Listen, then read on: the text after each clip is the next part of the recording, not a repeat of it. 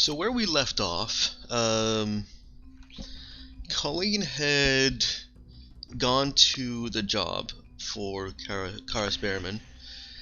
You left her alone with Eileen, whose gender apparently changed midway through. Because I initially introduced the guard as he, and then named it Eileen. We're not judging. Could be a male name, but I continued on with female pronouns. Oh, okay. So it wasn't just a name thing. Come on, Eileen.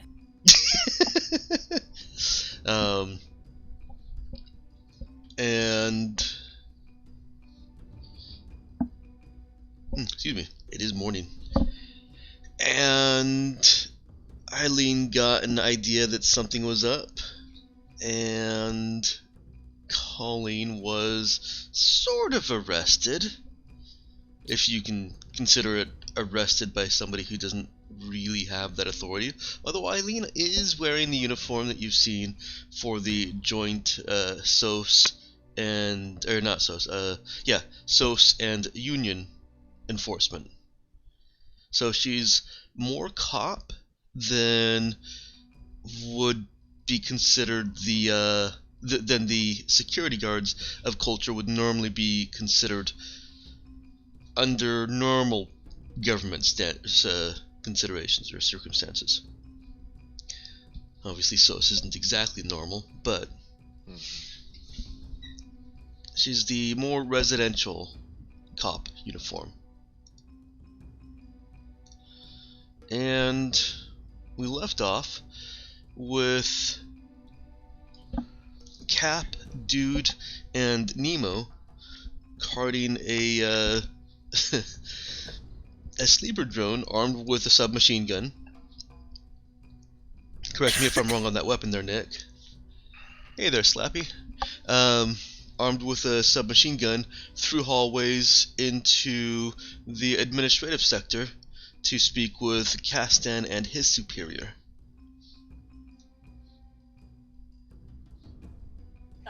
Yeah. Sounds right. Is there a conversation that you guys are having in that short hallway trip, or shall I skip right to the administrative?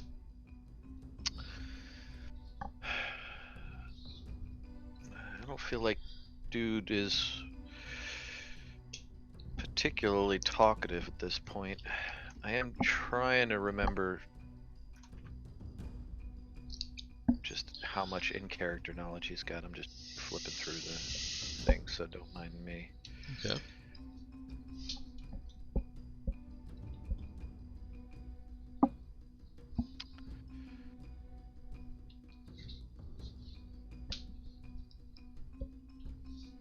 But we are done with the that chunk of cargo we ended up, the scrap, right? Everything's on the ship, yeah. Or on the cargo lighter. That's right. We didn't. We just put it all on the cargo lighter rather than make multiple trips. It's like, look, we just park it and yeah, we'll just bug out. Yes, we were waiting on the ship while Colleen was doing her thing. Mm-hmm. And things happened. Colleen happened. I just got to double check. Did we get any notice from Colleen about what was happening, or do we just know that Colleen went radio silent?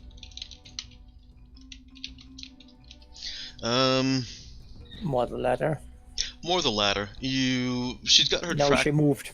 Yeah, she's got her tracker blip on. Yeah. Well, that's persistently on. Unless she turns it off, of course, but it's on. But she went radio silent, things got weird, and we're running on the assumption that whatever she went to do went Something's gone sideways. south. Right. But we don't actually know exactly. Alright. No. I just needed to establish the knowledge level.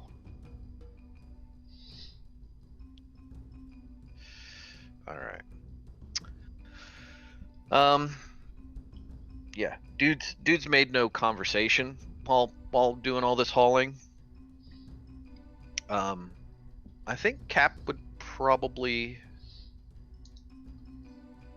notice that dude is making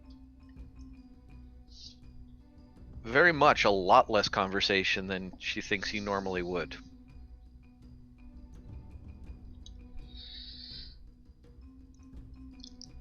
Like most of his, like any kind of like, oh hey, watch out for that corner or something like that, is getting non-vocal responses. Mm-hmm.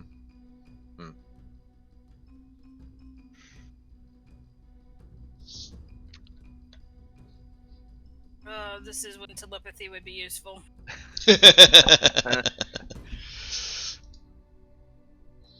And if this are, hauling the drone, I mean, if it takes more than 10-15 minutes worth of walking to get to where we're going, yeah, It Cap would does. have a hard time trying to think of the last time she heard even a single actual word out of dude. Other than that, he looks fine. She just hasn't heard a word out of him for a little while. Okay. But yeah, we're carrying drone. Alright, that's fair. She figures he probably coming and trying to think like she is.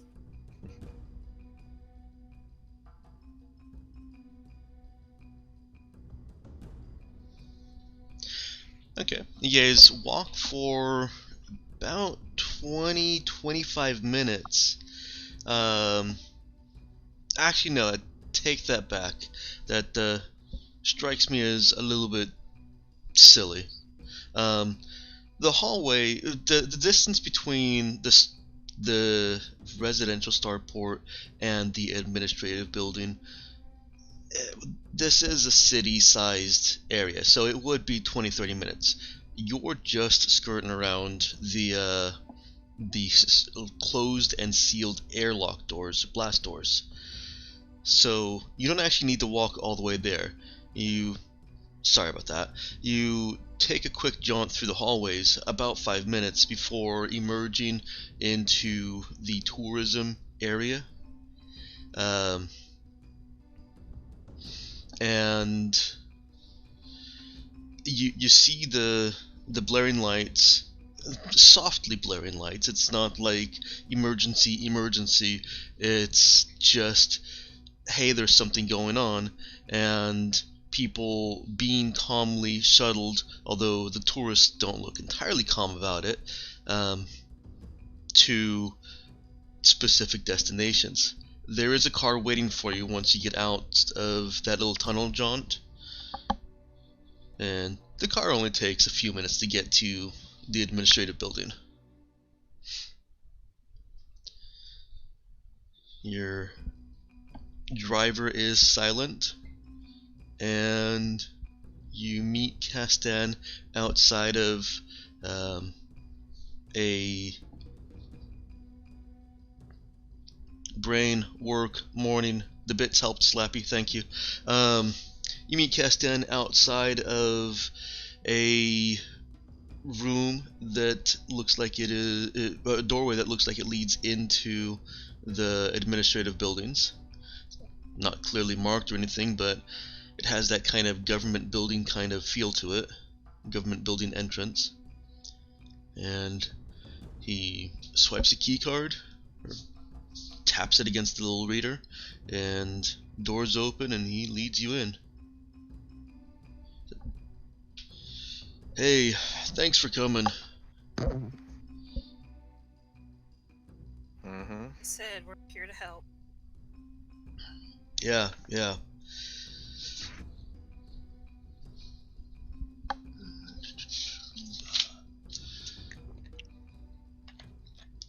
So my boss, Tristan, he thinks you're pirates too. But it's cool. That's why he's okay with no GID. Take help where you can get it, right? Right.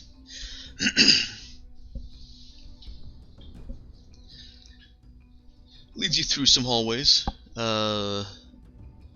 past basically a sprawling bureaucratic office to meet with his boss. Tristan is in a room, Keston is in a room. You don't see much else. As you were traveling here, you did see a lot of other very pretty people.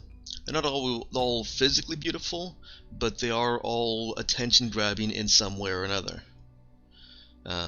Mostly they're very pretty.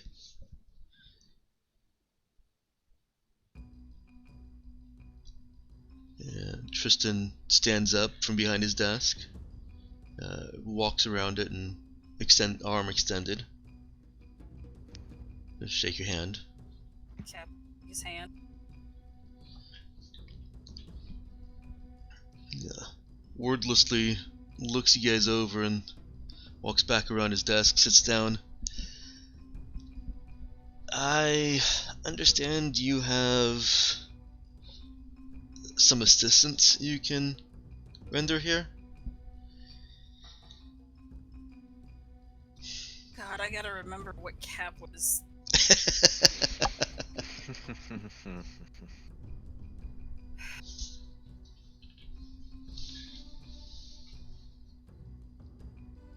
She'll take a seat and motion for Dude to put the pack down.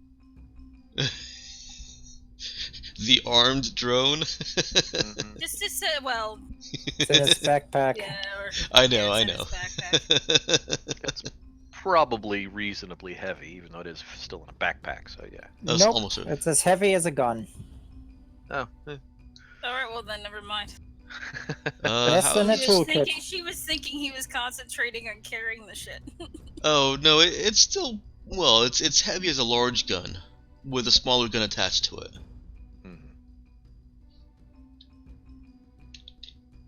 Encumbrances too. Encumbrances too. Mm-hmm.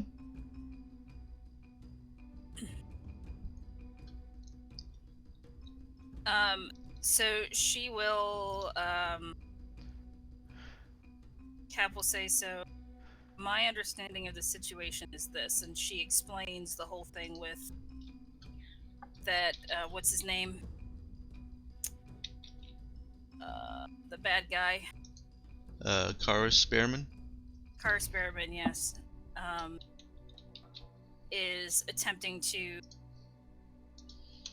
in her opinion, soften up planet for complete takeover by the Galactic Trade Union.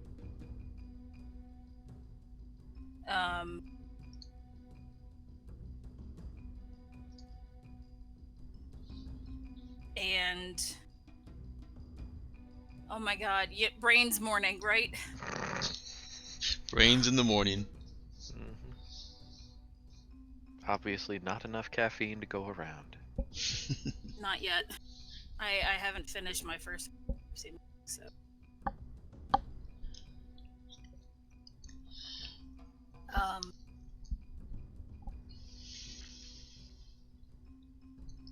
And I don't think she mentioned that knowledge to what's his name at all before. Nope. This dropping that name is a news. It's a news bomb to him. Furthermore, she thinks the Sioux, through the way that they communicate, were also trying to warn people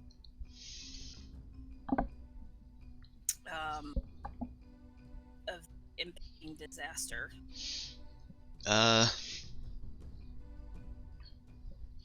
Tristan, who I just realized has a very similar name to Castan.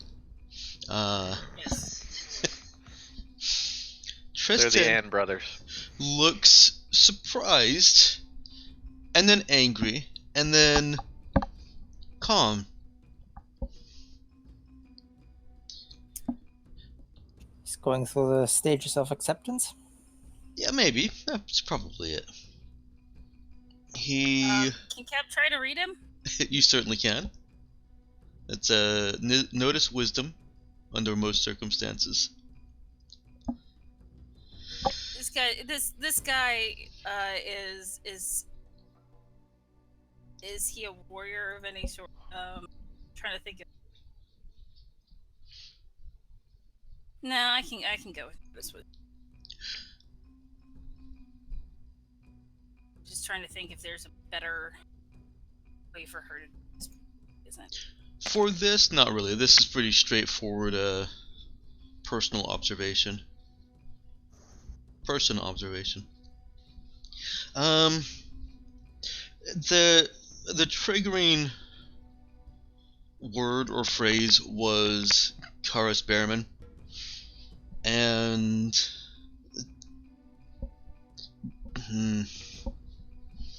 not telepathic or empathic. So that appears to be what triggered this cascade of conflicting emotions, leading to what Cap probably recognizes as this guy's on the culture team. That calm at the end is him playing the role. Whatever he's truly feeling, he is masking that to continue the conversation, to continue this engagement.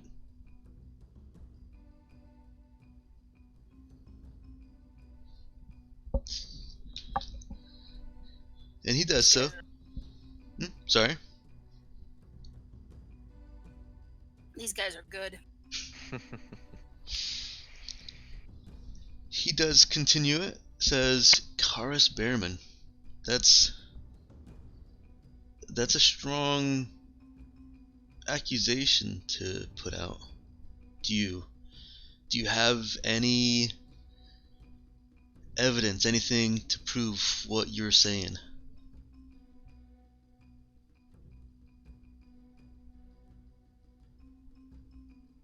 Sorry, I just took a bite of. Then my timing was perfect. Mm-hmm.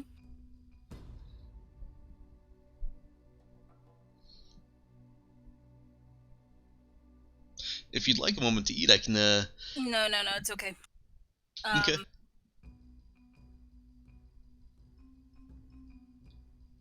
We have someone on the inside. The girl. Yes. Okay. Let me show you something. She knew. Cap knew the plan, right? Colleen's plan. What his original. Yes. Yeah. Oh, and So what he had told Colleen. Yes. Yes. So she will.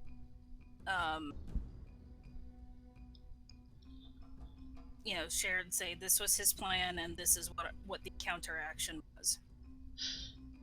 He says, "Let me show you something," and he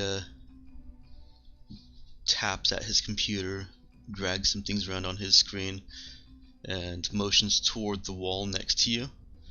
And a video starts playing, which shows Colleen at a computer.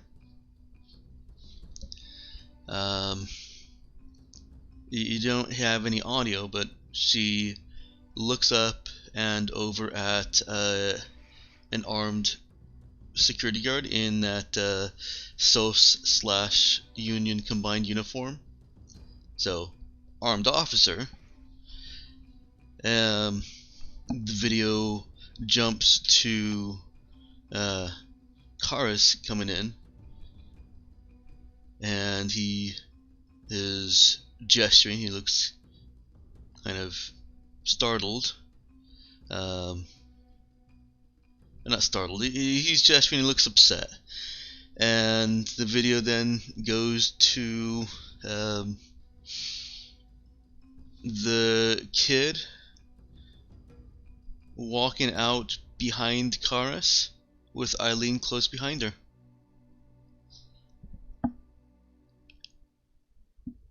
And Tristan pauses it after they get off the screen, says, I believe the girl and the uniform were acting in concert, caught by Karas, and have him hostage. She tried to cover her tracks all through the video, but we have redundancy cameras. Except that's not what happened. He looks at Castan. Castan gives him a bro look. Tristan looks back at the Cap. But this is what all of the... This is what the culture law enforcement has.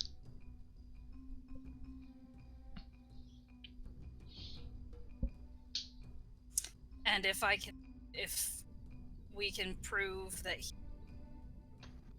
he is behind this, and that she was attempting to,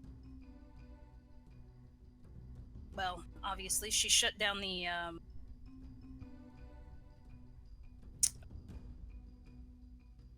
she put down the firewalls to keep anything from getting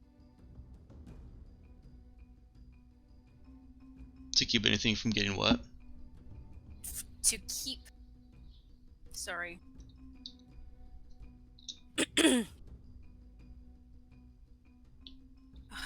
What was Colleen's plan? I'm sorry. It's been a couple weeks and my brain is just not pulling that information. I'll let Nick regale you. I mean, the original plan was to open those things, fry everything inside with the atmosphere, and then the modified plan was to make it look like through outside interference, fried the entire system when it was attempted. So currently every airlock is completely mechanically fried. So Colleen's plan worked, just not the subterfuge part of it. Colleen fully expected this. But I'd like to point out of Colleen, the mere fact that Colleen failed to cover her tracks means it wasn't Colleen.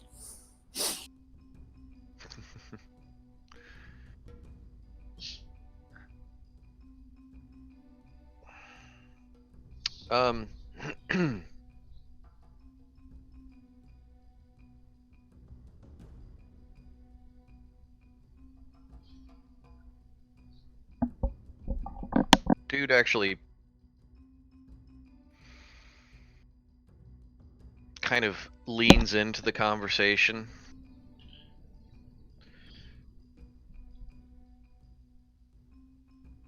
So it sounds to me like you're basing your particular interpretation off of this video evidence that you admit is probably tampered with. It's definitely tampered with. Right. Okay, I misunderstood.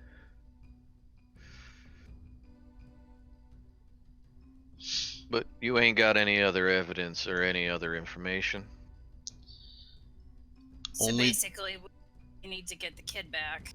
Only the alarms and the doors. Right. Which were designed to keep people safe. Yeah.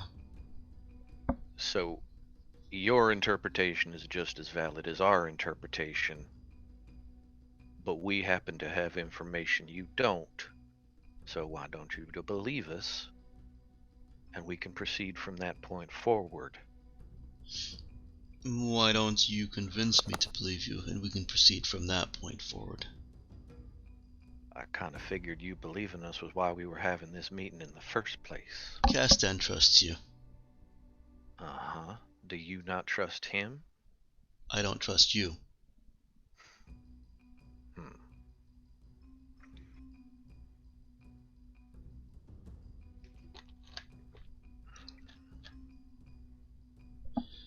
My understanding was that you were here to help with the whole problem. The issues that we're having with the people still stuck in this tourism area. Still stuck in And we will do that. That's what I'm here to discuss. What kind of plans do you have for that? Have a ship in orbit of take at least, we said 2.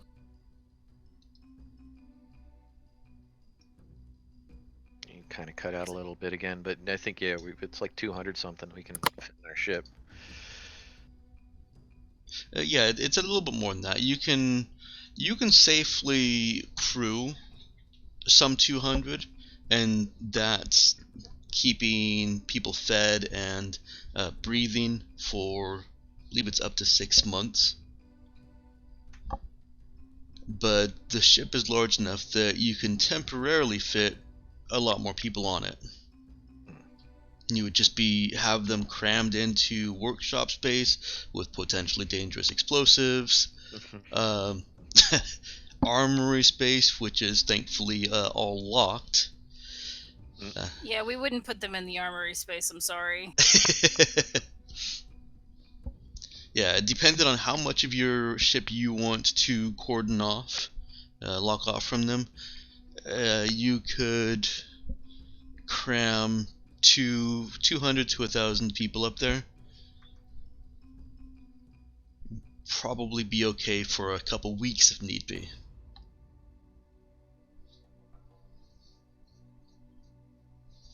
Well, given that this is a tourist planet, there are probably ships that come here all the time that could finish evacuating. I mean, how many people... So that's something Cap will ask. How many people are in the tourist area right now that need to get out, that couldn't be, say, taken to...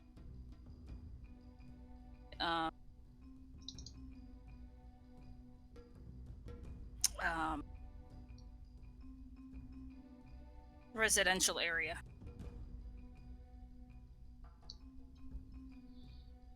One moment.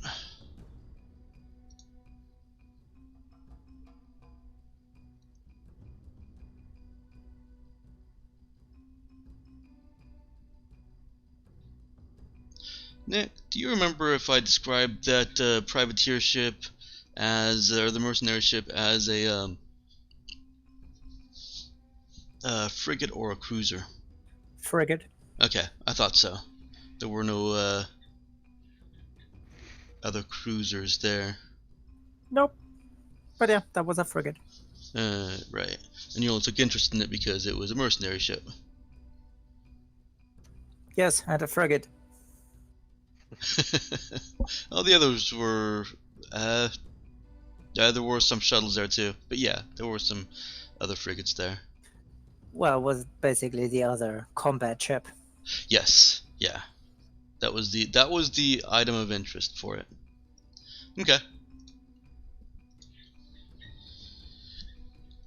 He says that last count there were still about 3,500 people that hadn't left tourism section. Can you get them to the residential area?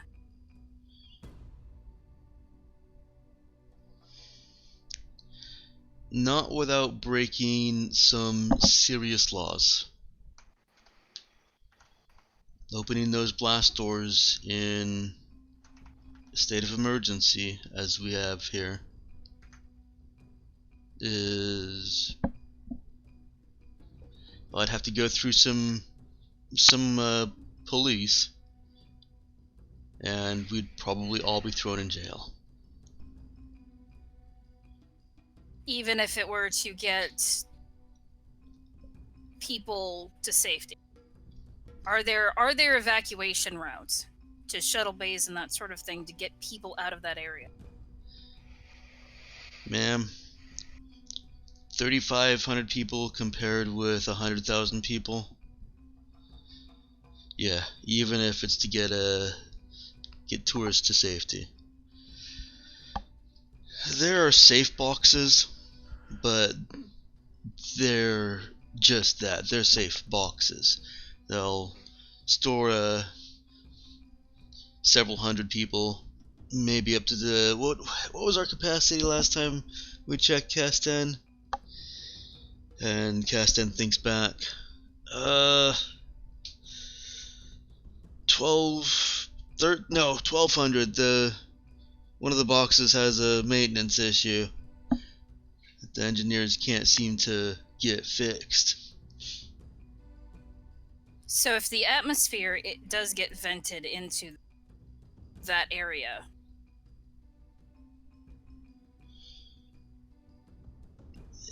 you're going to lose tourists. Yeah.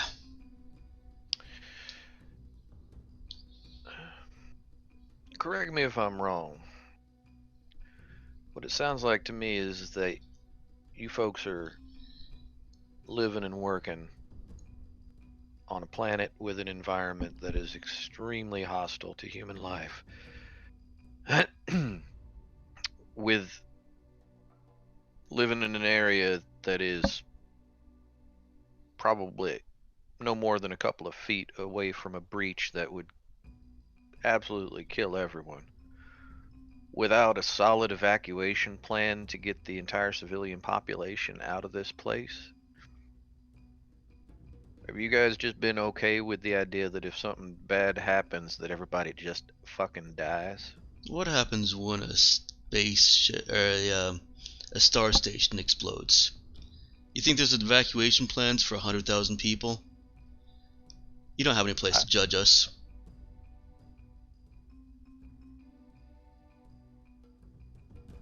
I ain't blaming you, man. I'm not saying you're primarily responsible. I'm saying the people that run this place are responsible for something Culture like that. has every safeguard in place. Mm-hmm.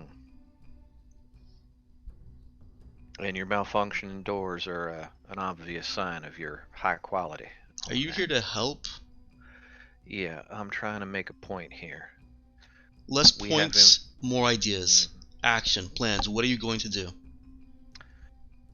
If we can get people out of the residential area into one of the shuttle bays, we can and start evacuating people. I can take up to 500 just on my ship.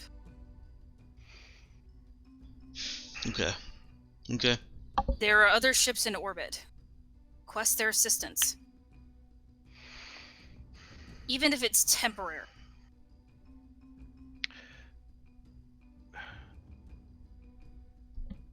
Now I can't keep that many people indefinitely. But until we get some professional cruise liners or what are they? I'm assuming that there are space cruisers. Probably, or yeah, some of the frigates in Yeah. space were. There actually is a passenger liner up there, specifically.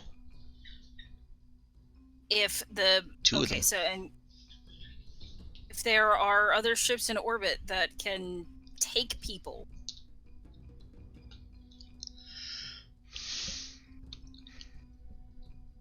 off the planet.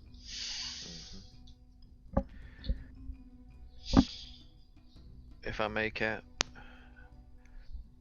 She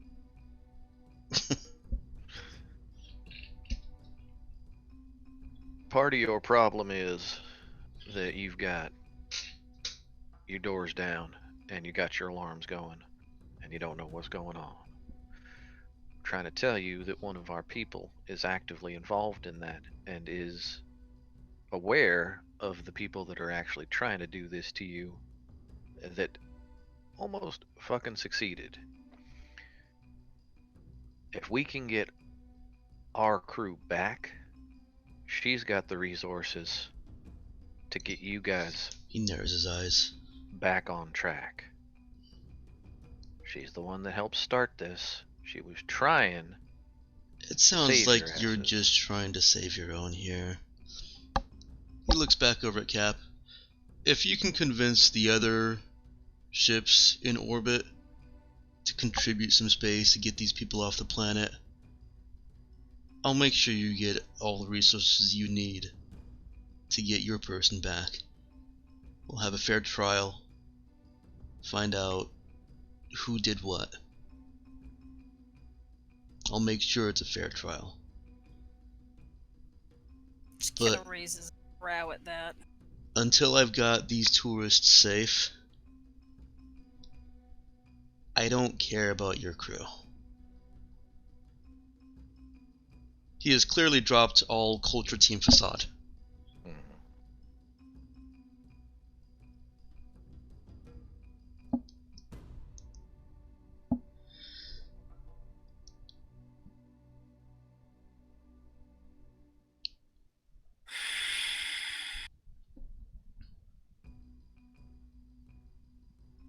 I'm trying to remember. With the airlocks and everything the way that they are, is the spaceport even really active?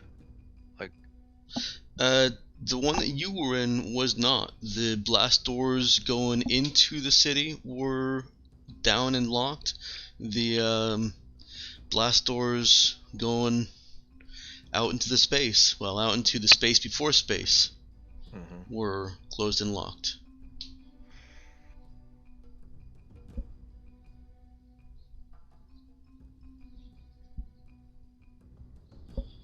So how would we even get people out?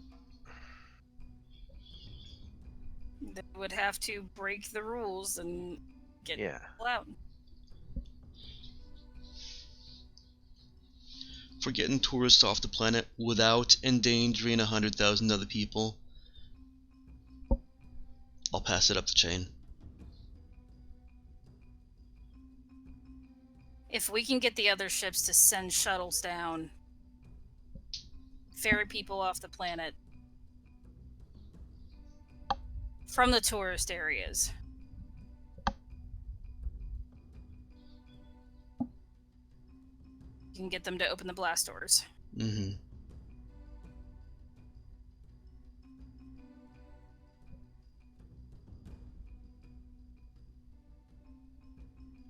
Alright, I will need access to somewhere that, like a communication station. Castan will go with you.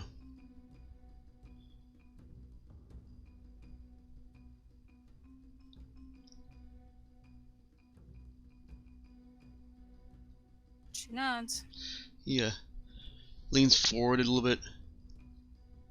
I'm putting a lot of faith in Castan's character assessment here. That you won't submit to genetic ID is, I'm sure you can imagine, all kinds of red flags. Looks over at Castan. Starts to say something, doesn't. And Castan looks over at you guys. Cap will look at Cass and say, appreciate this. Try Alright, not to Cap. let you down. Let's go. Let's get to work.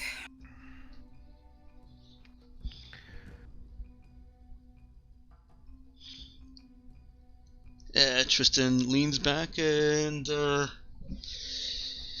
pinches his forehead briefly before leaning right back at his computer and, well, looks like he's getting to work. Could be playing solitaire. Mm-hmm. Probably is. Yeah, that's work for some Useless people. piece of stuff and things. Mm-hmm.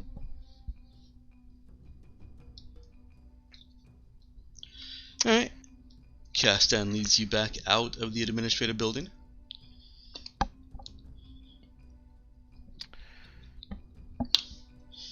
I keep saying building when I should be saying rooms, considering that this is an entire domed city. Yeah.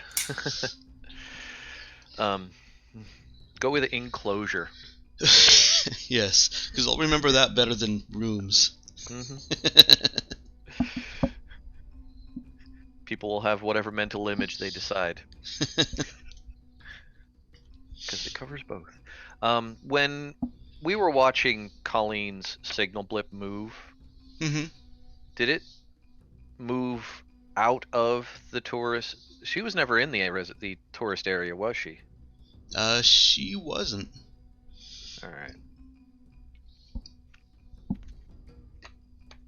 And the residential areas aren't locked down, right? They are. They are. Everything is. Okay. All right. So at this point, the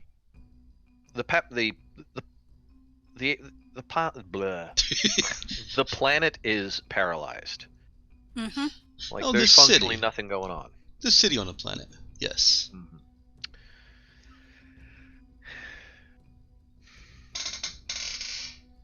Creaky chair.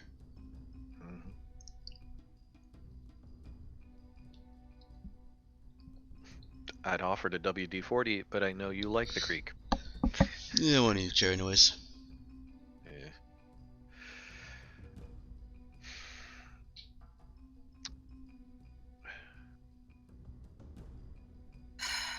Cap will also pinch the bridge of her nose as they walk.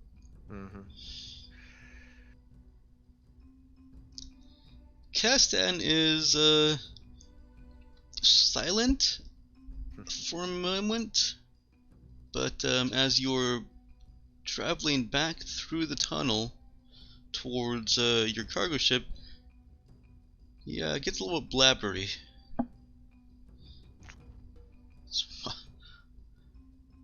Wow, that was intense. Things like this seem to have that kind of...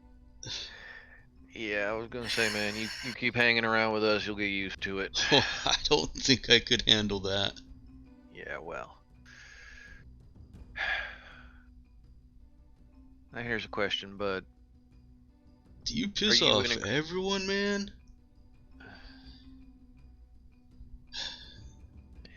Not intentionally. Do you at least believe us, man, or are you siding with your boss over there? No, yeah. I mean, I don't know why, but I guess I just like Cap here. Well, she's a likable individual. For the most part.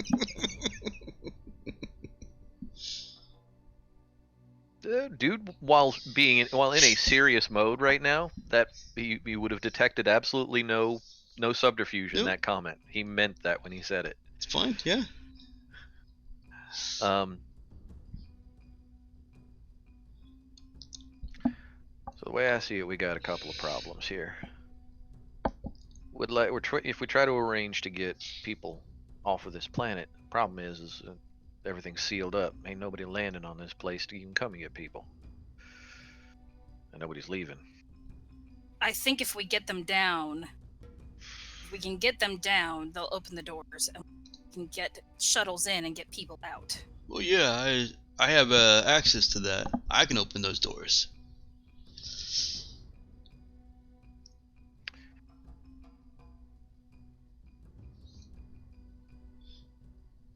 Now, are all the doors that you guys have closed, they all running on the emergency system, or does it seem like any of your doors aren't responding to your commands?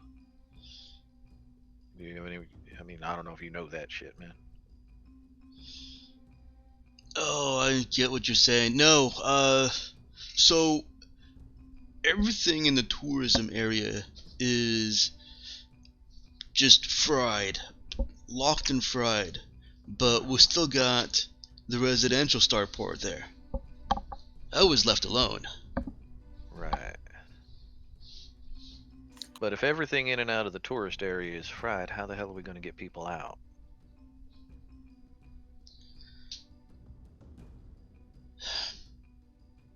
They're gonna have to take this tunnel. Oh, shit. That's a lot of people to stuff into a tiny tunnel. Dobson looks in. Oh, they won't have to stay here. They'll just pass through. Well, yeah. My man, have you ever seen a large crowd of people in a tiny little area running through? Especially Yeah. when they're panicked? Yeah, I've worked here. Yeah. It ain't gonna be pretty. You don't got any other Yes, choices. but that's what we have the culture team for, to keep people calm. Yeah. Oh man, it's like we were trained for this. Dude actually gives him a straight flat look at that. It's the bitch, are you serious look.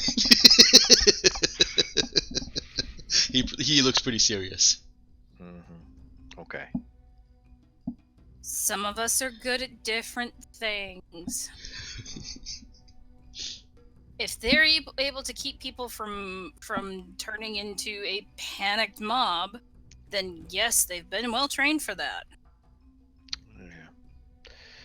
And if that's what we need, that's a very useful skill to have.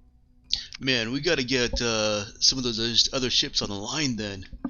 Yes, we do. Alright, let's get to the airlock. You guys are at the airlock. Or not the airlock, but the starport. Okay. You know, aside from all the Of course, people my that might... communications specialist, of course, is not... Yeah. Communicating? has gotten herself into a shitload of trouble that we said this is a bad idea.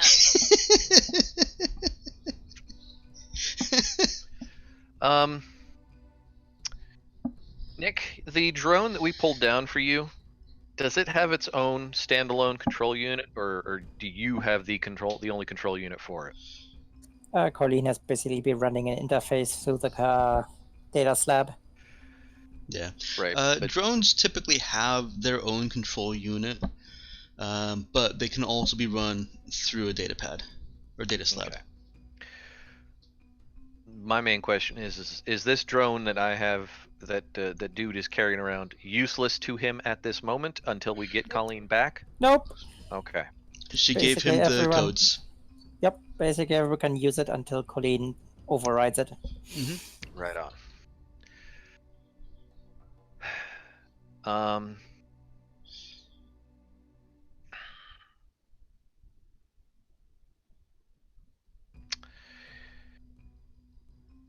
Emma, refresh my memory. Is Cap much of a talker?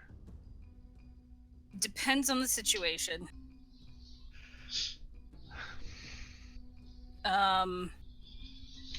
You guys can use Nemo. Nemo isn't, as a character, indisposed.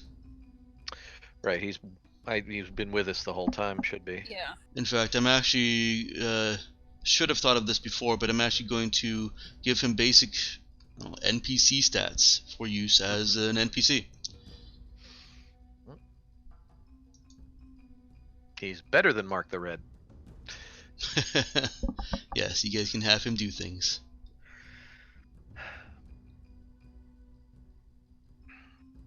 Good, because we need him to do things.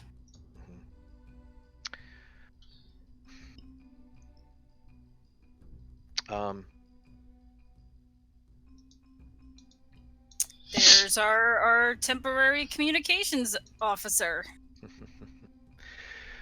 Dude gives Caston a look, says, mind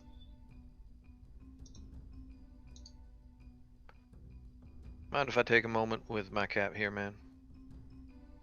Yeah, go ahead. Dude kind of gives a head motion to Cap to an area a little bit away where they could talk semi-quietly. All right.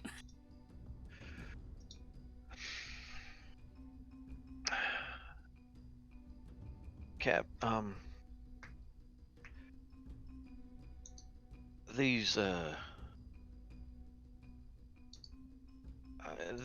this kid here seems well intentioned enough, but I don't think that his higher ups really have the wherewithal to get any of this shit accomplished.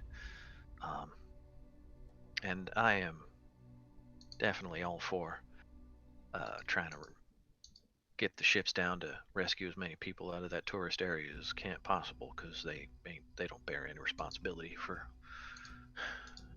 what the hell is going on. But I'm real worried about Colleen, and I don't think I'm much use right at the moment to help you try to talk them ships down and whatnot. We know where she is, and I think we got some resources that might help at least get her the hell out of that situation.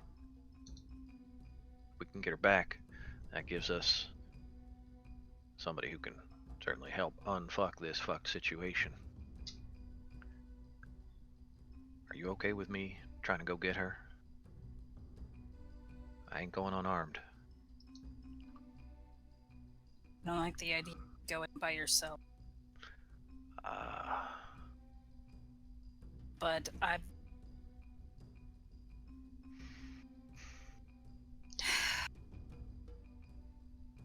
this situation is going bad real fast. Yeah, that's.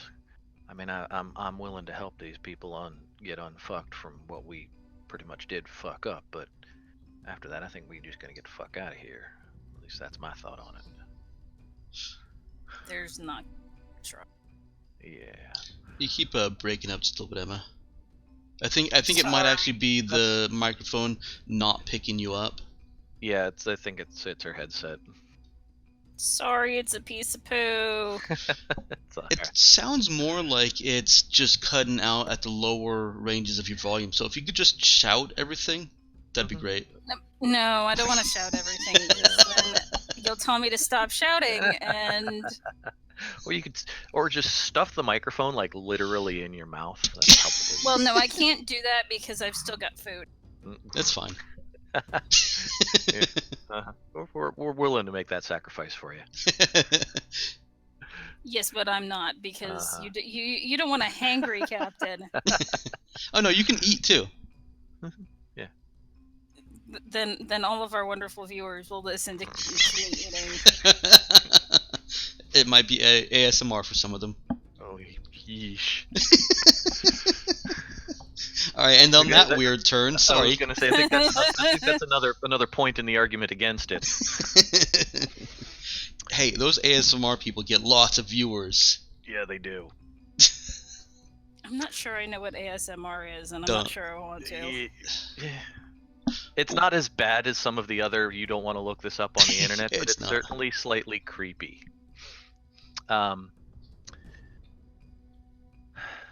We can talk about it later. Yeah. So sorry for cutting you up, but I did miss the last thing that Cap said. And now I don't remember what it was. Oh. What I got was there isn't going to be a trial. Yes, there isn't going to be a trial. Okay. Are with things going funky, are our person-to-person local communications still working? Yeah. They are not encrypted. So anybody and the person who can do the encrypting is yeah. Well, no, you'd have to be going through your own comm server to do any encryption. Yeah. So anyone who decides to try to find the communication channel we're using and try to hear what we're saying will be able to do so. They would have to have some modicum of programming and hacking skill. Just like I make Colleen make a couple of rolls every time Nick wants to suss out specific unsecured channels.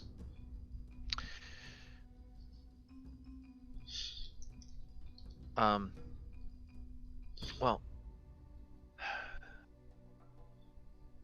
I mean, I could. We could stay in touch, and I mean, I could take uh, Nemo with me, and he can help you coordinate with what you're doing with the ships, because it's not like he needs to be sitting here with you to help you talk to ships up in orbit. I get the impression that he can manage one or two things at the same time in his head.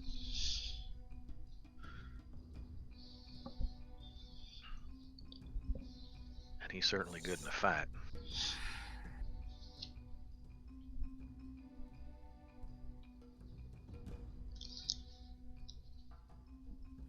You and Nemo go try to save Colleen. We'll stay in touch, Cap. Be careful. I don't trust these people further than I can spit. Oh, I'm right there with you, Cap, and well, I'll be as careful as I need to be to get our crew back.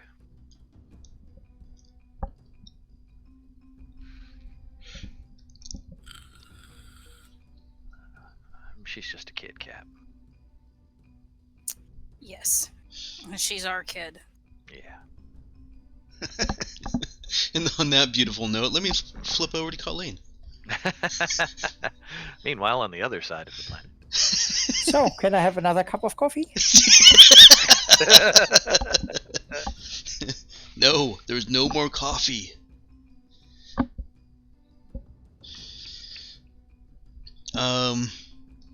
Colleen is escorted, well, not escorted, is driven to a residential block in the residential section, go figure. After a time, the car finally stops at an enclosure that looks like it's basically just an apartment building. Karis looks back at her. Don't try anything. And, I wasn't going to. he gets out of the car, opens the door next to her, motions her out. Eileen is sliding out in the same direction. Well, Colleen gets out. And if Colleen doesn't do anything, or attempt anything, then Karis leads her into the apartment and to a room. This looks like it might be one of the worst areas in town, or in the city, as there are bars on the windows.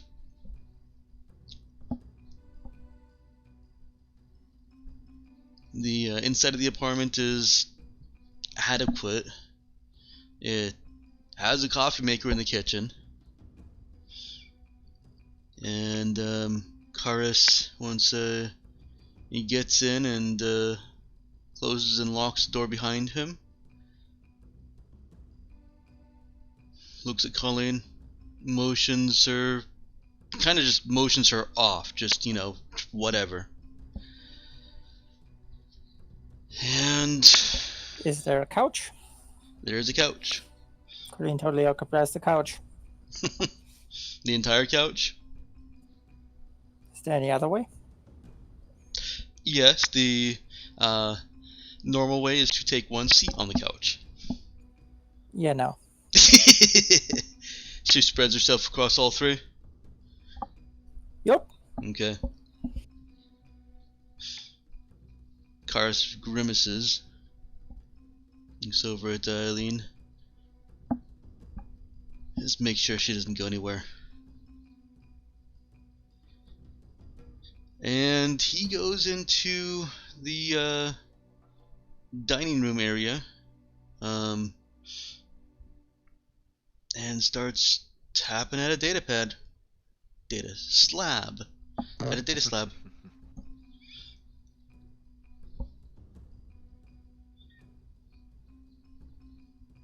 Eileen takes up a position not too close to Colleen, but not too far either, and stands there.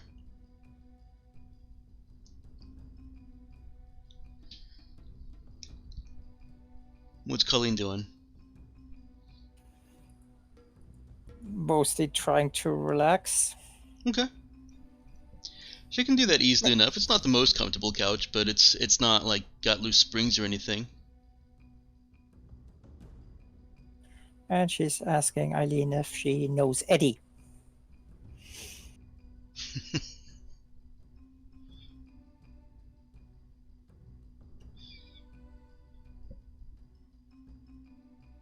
Who's Eddie?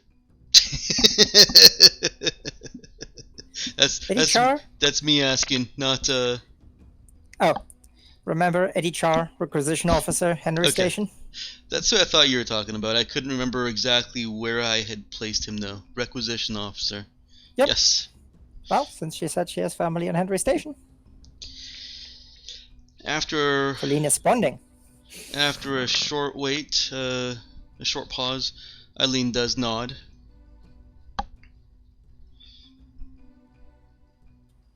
Odd guy, isn't he? He does his job all right. Oh yeah, he helped us out with the ship and all. But yeah, he was kind of odd. Weird sense of humor. Was he always like that? Yeah. As far as my husband says, yeah. Hey, still fun. But yeah, it looks like at least Henry Station got it pretty together. Nice guys, though. Did you ever run into the other guy? He was there when we landed. What's his name? Jennings? Jennings? Yeah. No G. Yeah, I remember him too. So how did he end up here? It's a better gig. Henry Station wouldn't hire me. Really? We're Yeah. not just too small, or I mean, with all the stuff that's going on? They just didn't have any positions, I think. Huh. Okay, I mean, I can see that it's not the population numbers. But doesn't that kind of suck? Kind of not being with your family, things like that? The helmet turns towards Colleen and inclines down at her. No words are spoken.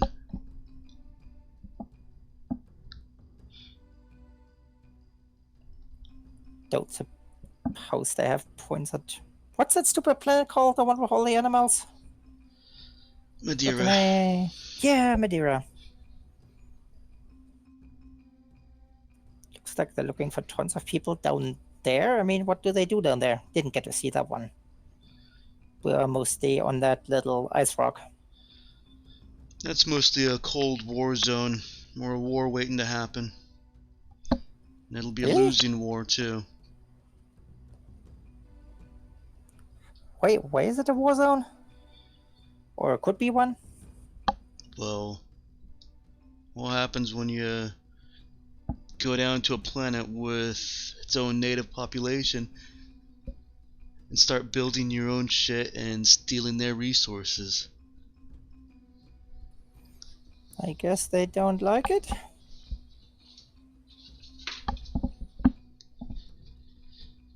In all fairness, still better than Reynoladi. Seriously, we were in orbit. They ask us for help. Like, hey, we really need help, rescue us, things like that. We actually go down there, and what do they try to do? Kill us and take all our shit. The helmet tilts aside slightly. You really been through this shit, kid? Well, if to the planet, I mean, they have nice stuff. Hell, we have some of them in orbit. I mean, these people firing at you. You've been in the thick of it? Yeah, mostly covering by an airlock. Telling them if they don't stop, I blow them all to hell. You don't seem like the cowering type. You're doing alright here. Oh, I mean, I do care, but yeah. When we took another kid from there, they're seriously fucked up. I mean, one of them shot the rest of them just because that was better than what they would have faced just by failing. I mean, seriously. The helmet straightens and her posture stiffens. I know what you're trying to do. Quiet. Pass the time till we can sort this all out? Kairos will sort it out. We I'm don't sure need he to will. talk.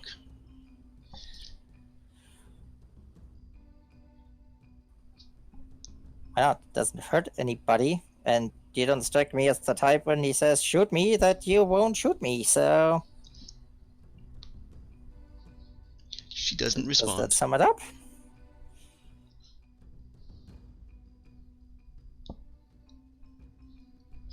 She still doesn't respond. Do you mind if I make myself some coffee? Do you want one? Go ahead. I do not want coffee. Tea, if they have it? Sorry, Just make bring my yourself stuff. some coffee and sit back down. Alright. And she goes and makes herself some coffee.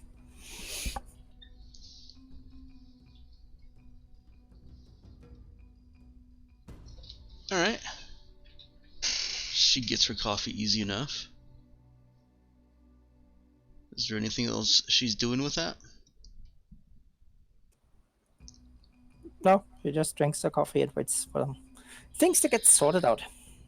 He's being the most cooperative person anyone has ever met.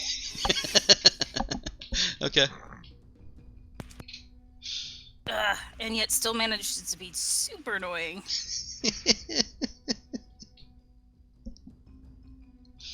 Let's go back over to Cap and Dude.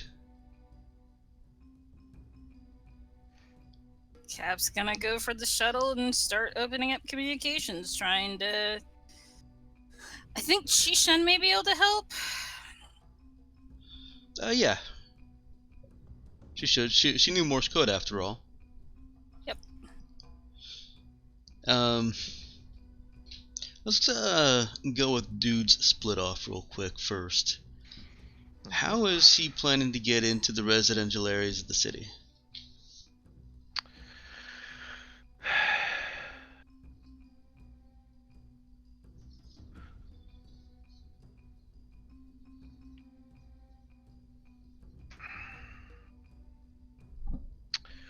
Well,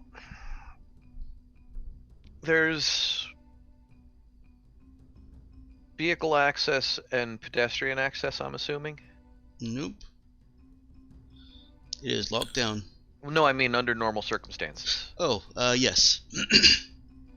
All right. And I'm assuming there isn't just like one big tunnel from each little space to another. There's got to be more than a couple of, roads and pedestrian. No, actually, the major areas only have the access that you see on the map. Okay.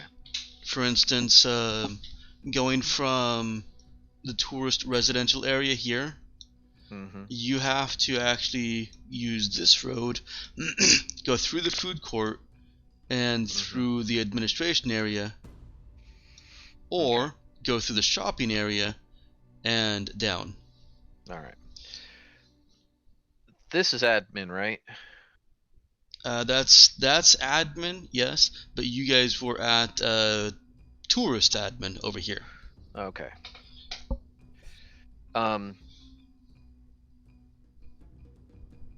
Now, is everything closed off to there?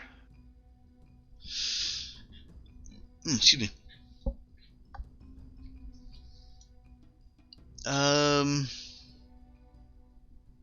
Or is it just the things in and out of these areas that are closed? Not that you saw. When you got to the tourist admin, you guys took a path like this. except there was just a little bit of a jaunt on the other side to get around the blast doors right here. You didn't see, once you got around that, you got into a car, drove past this intersection, turned left, and made it to the buildings.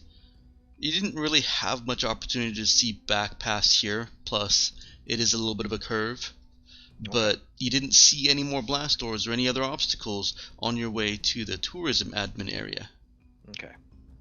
So it's entirely possible that you could get a car all the way over to here, which would be your next obstacle. Right. And would it need to be a car? Are we talking car distances here? For that, yeah. Okay.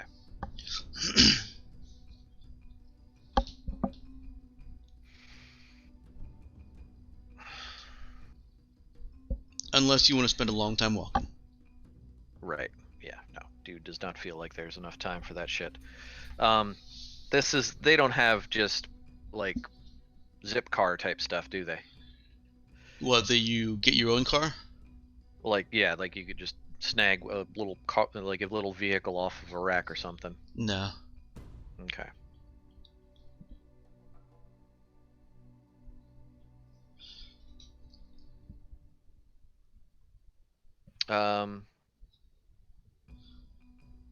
Did we take a vehicle to the admin place back from where we are? Mm-hmm. Okay. It was a vehicle that Castan had arranged. Right. Has that vehicle left? You heard it electric zooming off after you guys got Okay. into the tunnel to come here. So Caston wasn't driving it. No. Okay. And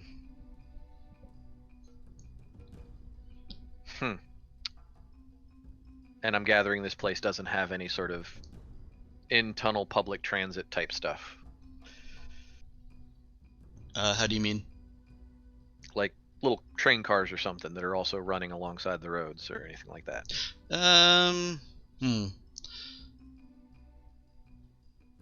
Like a tram system or something.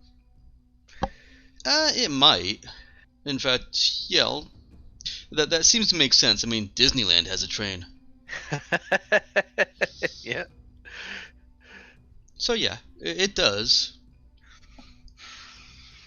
But you saw that the tracks for that, not like railroad tracks, but the clearly designated lane for that also goes through the same blast doors that vehicles do.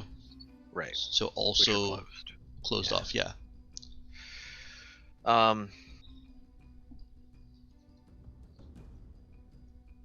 But is it still running? Like, would No. I at least be able to get? Yes, okay. So I'd still need to get transport to my roadblocks.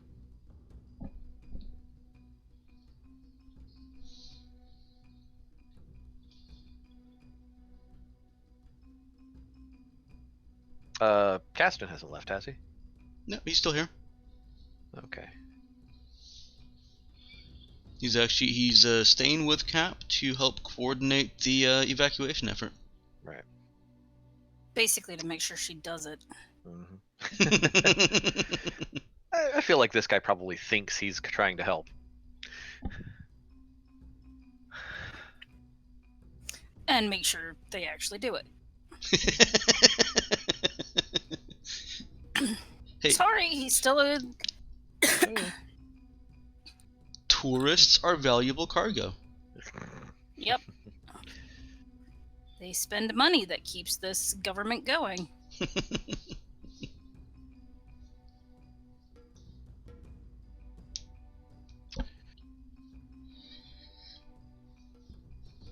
All right. Well,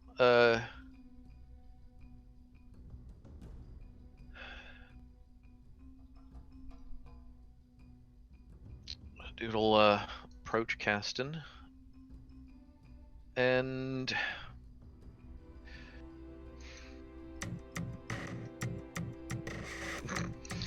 That was the wrong button.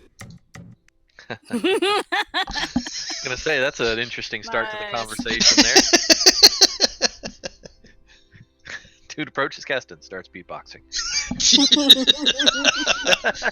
Honestly, I could picture him doing that. It's that scene from Men in Black 2.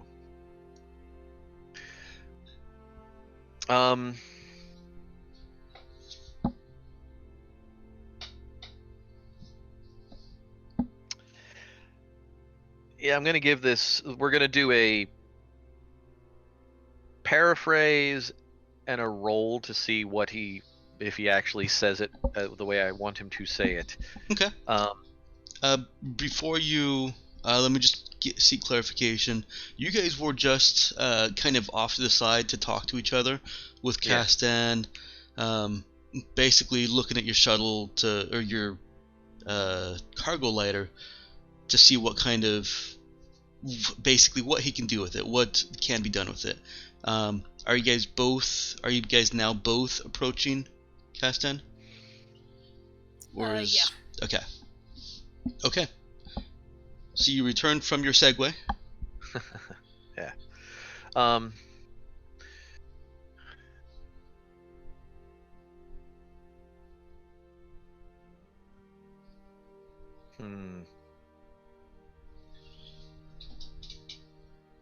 That's right. They really don't have a subterfuge skill. It just sort of is talk, isn't it? Mm-hmm. Yeah.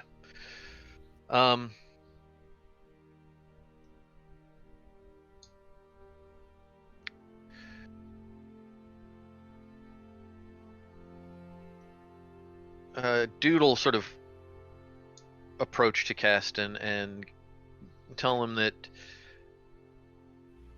he's going to leave Caston and Cap to coordinate what they're doing. That he needs to try and run a quick errand. He's going to check a couple of things out, and he wanted to see if Caston could arrange for just a quick transport to the outside of the main admin, because I'm assuming that you can't just drive through that to any of the actual residential areas. You are correct in your assumption. Okay. And the way the city is laid out, all of these roads are going through actual utilized space. Right. It's a little like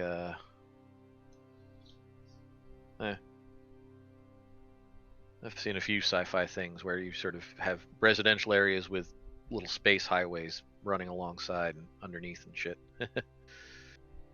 No, this is constructed like a single level city. Gotcha.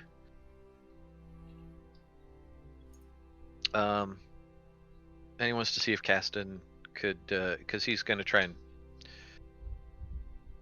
check a couple of things at the admin building. Want to see if Caston could arrange another vehicle to take him and Nemo over there and drop them off. Go ahead and make a roll. See how well dude relays this. Yeah, not talk strength. No.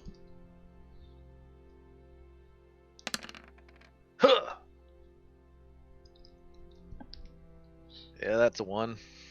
Castan shakes his head and says, I can't get... Expert? I feel like I have other things that I might really need rolls on soon. I'm not going to blow that immediately. Castan shakes his head, says, I can't get you a car to admin right now. We're supposed to be getting these people off. Well, yeah, no, I'm gonna try and see if I can get some information from that area. Oh, I can call over and get whatever you need. I'd rather not have to keep relaying through, some of these personal conversations, man. Oh, who do you know over in admin? I don't know He's not anybody. saying this dubiously. Right. No, that's the point. I don't know anybody, and they don't know me from Adam. If we're just talking over the communication systems, then they're going to be a lot less likely to, want to talk to me. Well, I think it'll be easier they'll talk to me. You tell me who you need to talk to, what kind of conversations you need to have, what kind of information you need to get, and I'll hook you up. Tell them to you just need to talk to them. Oh, yeah, I also didn't want to distract you from what you and Cap are going to be coordinating on. You got an important job working on this. It's all important. Yeah, which means that some of it needs to happen simultaneously. We need to prioritize, my friend. Can't just say everything's important, because then you'll never get anything done.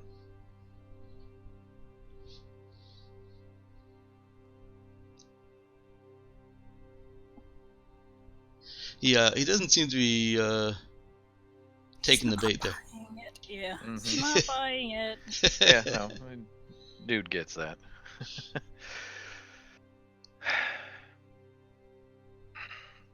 All right, man. Well, let me check on a couple of things. I'll let you know what I need.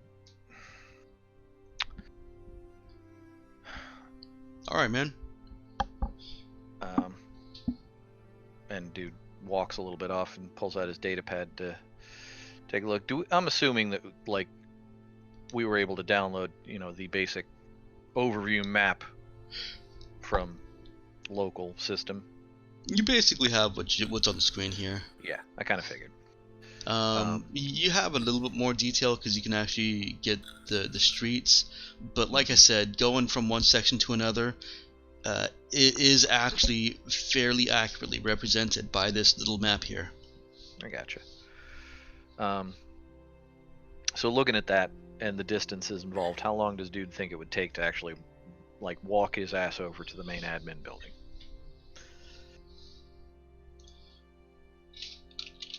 Are we talking hours?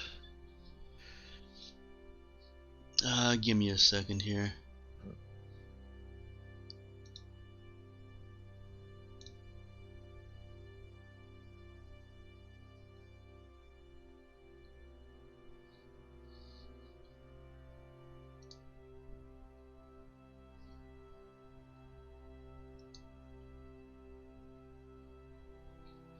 Okay, we're looking at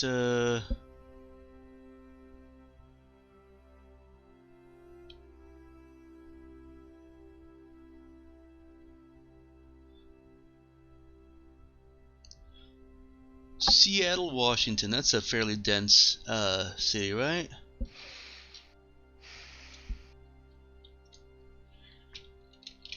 I feel like it.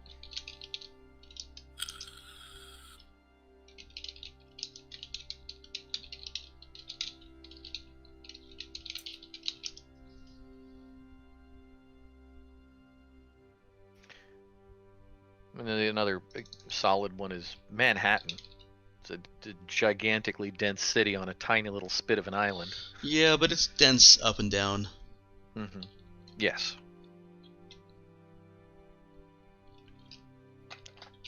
That is how they stuff a few million people onto that tiny little spit of an island.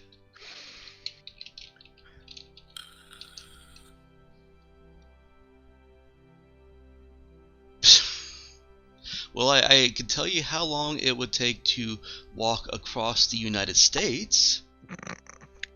Less useful. Interesting, but Yeah. not exactly relevant. When I Google how long does it take to walk across Seattle, that's the top result. Oh, good grief. I'm gonna say it would take at least a half hour to an hour to just get to the from here. Actually, more like an hour to hour and a half to get to the that little admin section over there. It's not a short walk. Mhm.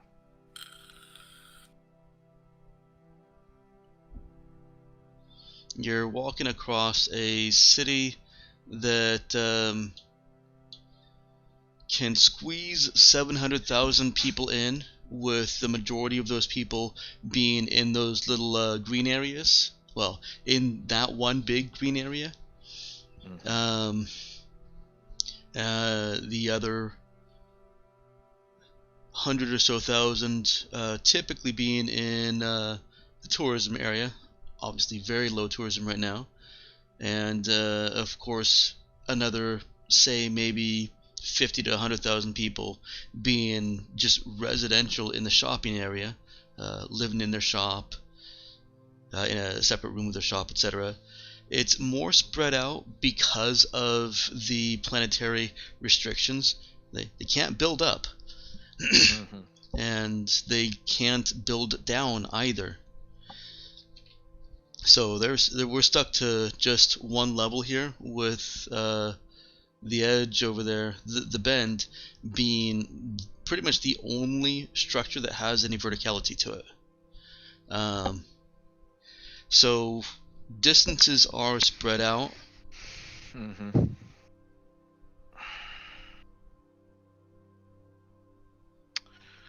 Right. Well,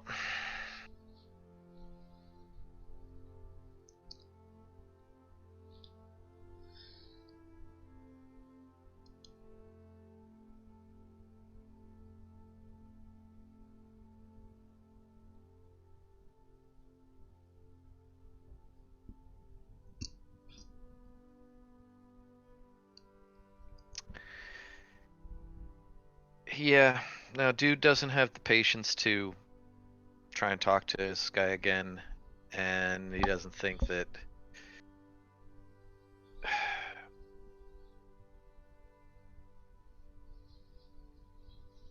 I don't know. Doesn't feel like we're working on a majorly oh shit timeline, but he wants to be in motion. Okay. Dude's gonna turn to Nemo. Let's go, man. And actually start walking towards the admin office. Okay. He's gonna do that hour walk. Hour and a half walk. Okay. I corrected myself. I've done longer walks. Hell, Mhm. I used to do that all the time when I was working. And for the interim on that, I'm actually gonna mute my mic and go to the bathroom for a bit. So Okay. go ahead. So yeah, Shift over.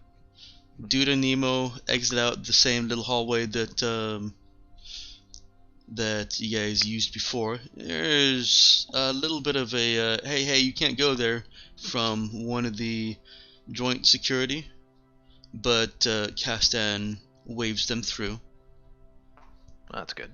and looks back over to Cap, says, I thought he was helping. What's that all about?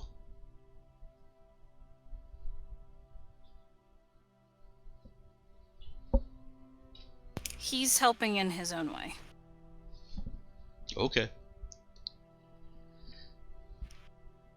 And he looks back over at the cargo lighter. Well, that'll hold a bunch of people. Cram them in real tight. You might be able to get Yes.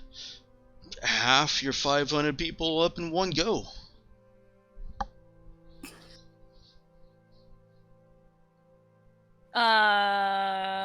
Knowing that the cargo bay or the cargo part of that cargo lighter is full of scrap.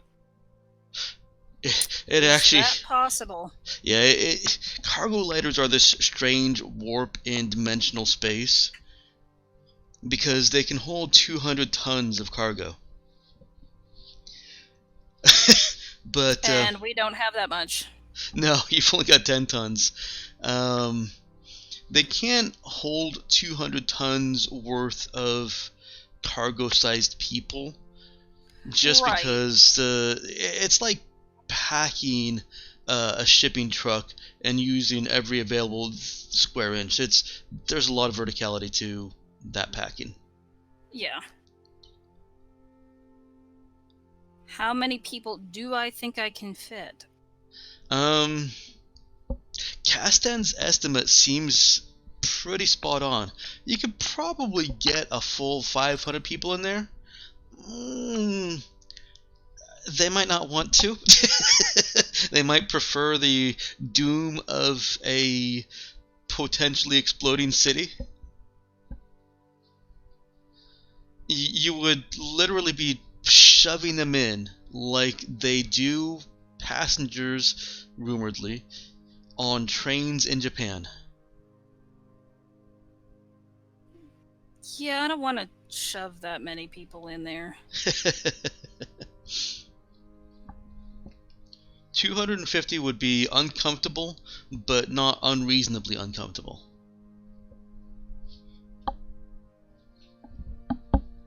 Okay. So she'll say, yes, I can probably fit 500 in there, but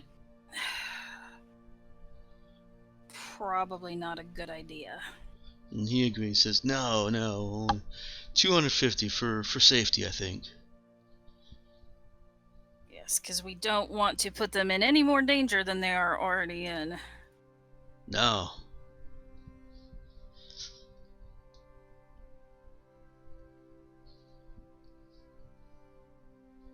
Alright, but if we can get other shuttles down...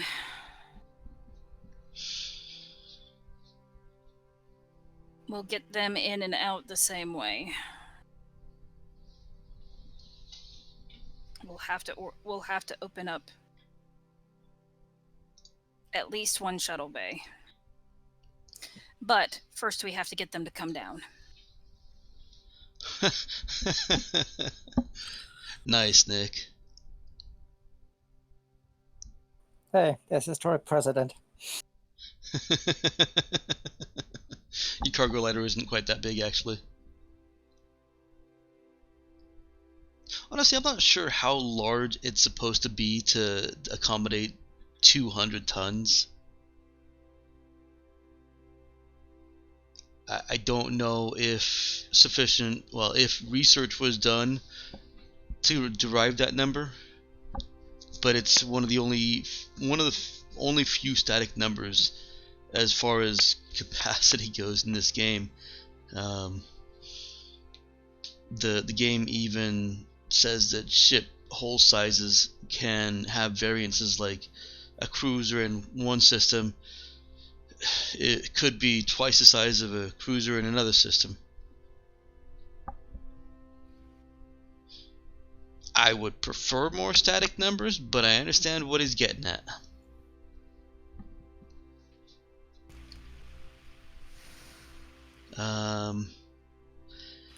Castan looks at Cap and says,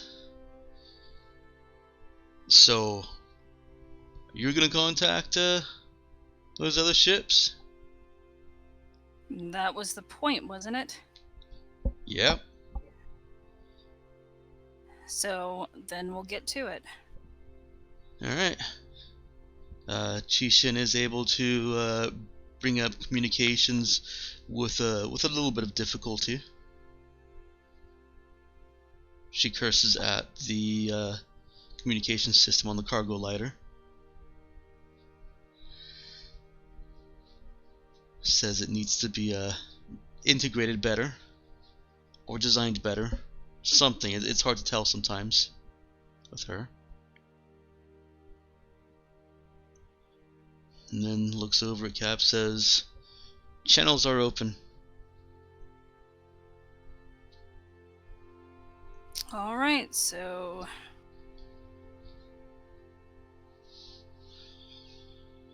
Cap will first contact one of the passenger ships. Okay. The passenger ships are Flame of Slenny and Solar Spirit.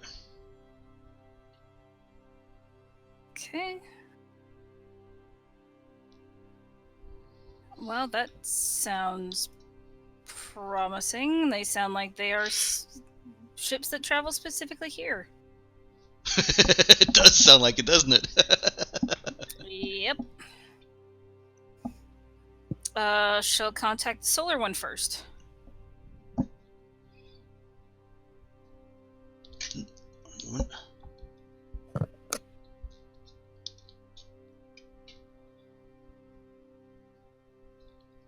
Here we go. Length of one of those, 110 feet.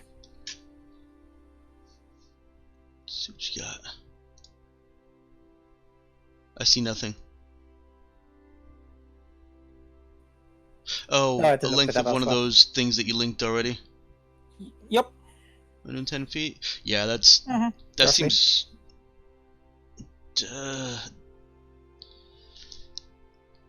so a third of a football field. That still seems larger than I think a cargo lighter is supposed to be. You can get a cargo lighter in a frigate, if I remember right. I believe so. Alright, Solar Spirit. I was writing down numbers here real quick.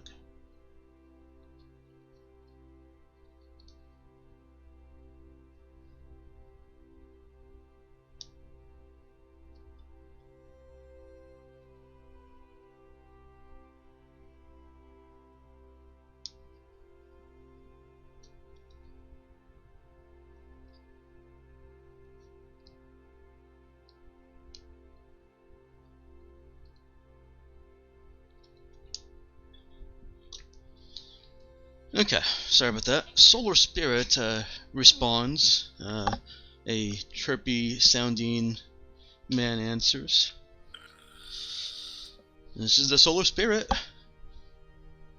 What's oh my god, the name of the planet? SOS. SOS, yeah. Solar Spirit, this is planet SOS. We are requesting some assistance. We have a situation, and we need to evacuate the tourists. Do you have any... Oh no, what happened? There's been a malfunction of is it the blast doors? The airlocks. The airlocks. And in order to ensure the safety of our guests, we would like to get them off planet. Is this something you can assist with? Yeah, I'll send you a passenger manifest. We'll get our people right off there. Is there any way you can take more than just your passengers? Would you be able to take on any additional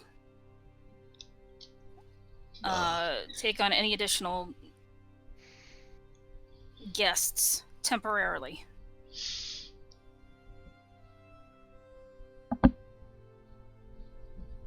Well, we'd like to just take our own passengers back. Want to make sure that our people are safe. It would be a temporary situation, just until the issues on the planet are resolved. Okay. Yeah. We can take a few more, I guess. It would be most appreciated. How many people are you trying to evacuate down there? It's 3,500?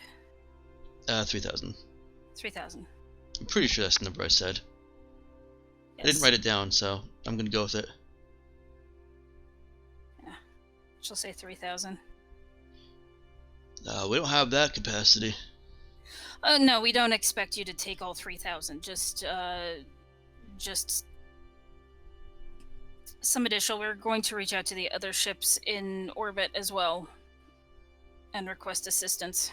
You gonna send how long are we talking here? How long are we talking? Day or two? Oh, they're gonna be cramped. You got food? Bringing food? Cap will look at her buddy.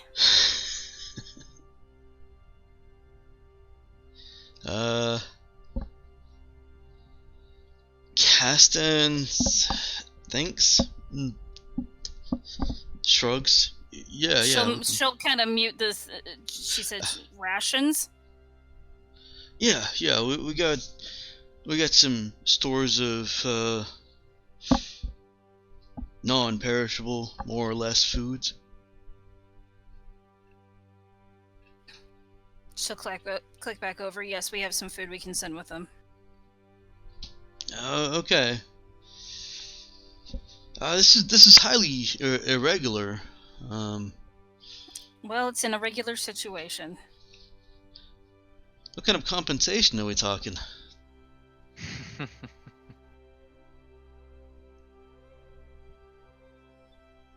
Knowing you've done the right thing. He laughs, and he's laughing genuinely. No, but for real. Yes, for real. Oh, you're serious. Compensation can be discussed at a later point in time. We really need to get people off this planet.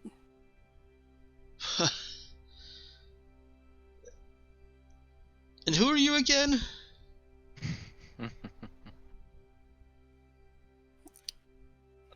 Somebody trying to help. And she turns to Caston and said, kind of gestures for him to not introduce himself, but basically yes, to introduce himself. Okay. I was trying to figure out what kind of gesture would be. Don't introduce yourself, but say something. He's the government representative here. He steps up and says, yeah, hi, I'm Caston, and, my superior is Tristan. Oh, this is all authorized. And I'll talk to Tristan about what kind of payment and compensation we can make. He looks over at Cap and shrugs, like, was that okay? She gives him a thumbs up. Captain of the Solar Spirit hesitates, and then says, all right. I'll send a shuttle down, but I gotta see some identification. When my pilot's gotta see some identification and authorization when he gets down there. Absolutely. You know, And insurance. What'd you say, Emma? I said, and that's Caston's job. He can provide her with the things that she doesn't have. Yeah, hopefully. Hopefully.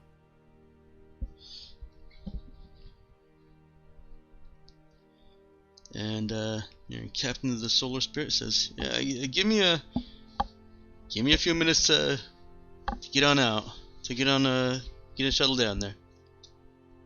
Your assistance is much appreciated. I hope so.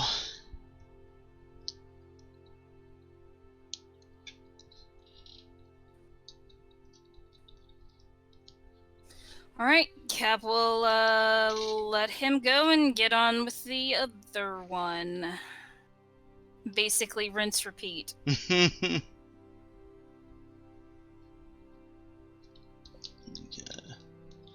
1 moment.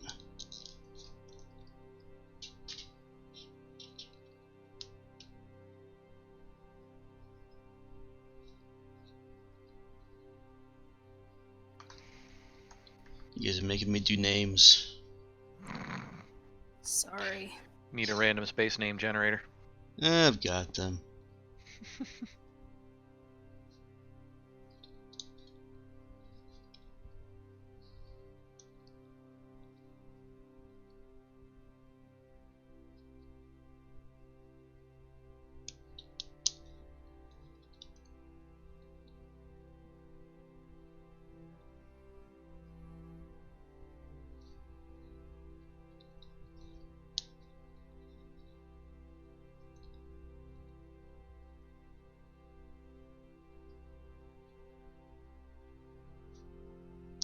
Okay. You hailed the flame of Slenny, and a woman comes online and says, "This is Captain Harbinger." Captain Harbinger, this is Planet Sos. We are wondering if you can lend us some assistance. We need to get the tourists off the planet due to a malfunction in our airlock system. And to ensure their safety, we're asking if the ships in orbit can take passengers for a couple of days.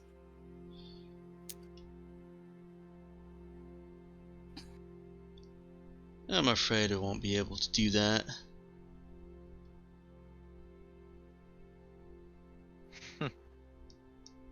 May I ask why? No.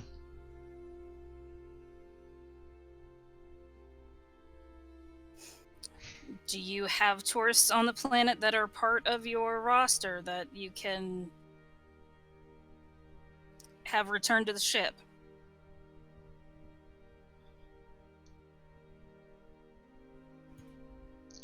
Flame of Slenny out. And she cuts the communication. Wow. That was the other passenger ship? That was the other passenger ship.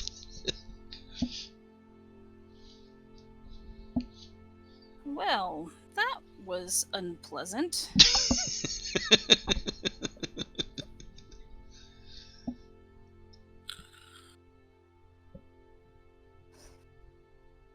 She's Reminds in me of the collusion. housekeeper from Family Guy. Oh, no. Can't do that. No.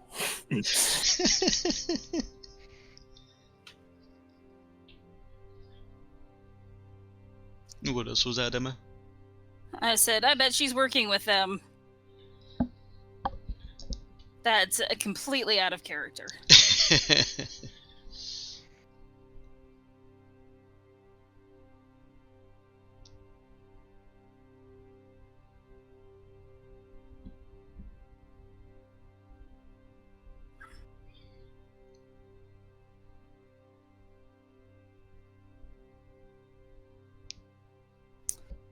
All right, well, then Cap will attempt to contact one of the other ones. Okay. One of the other ships. You've got a couple of other frigates. They are... yeah.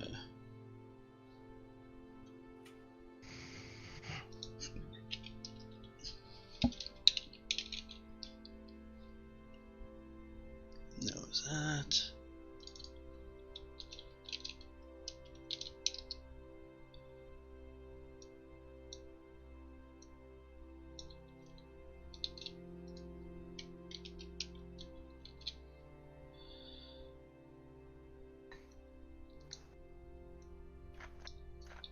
Probably would have been faster just to type the 5-letter one.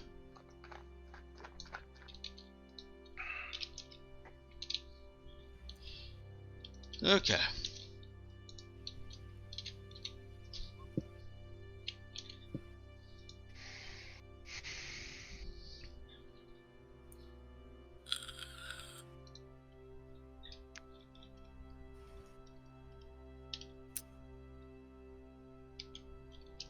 Those are the other frigates. There are a couple shuttles, but shuttles won't be able to hold too many people. All right, so let's start with the Constellation. That seems reasonable. It's got to be big, right? Potentially. Now, which is the mercenary ship? Is that on that list? It is Swift. Okay.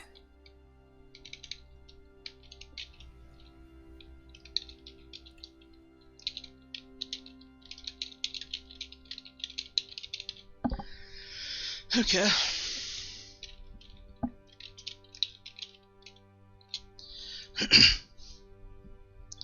You contact out to the constellation, and I'm actually gonna go ahead and shortcut through this.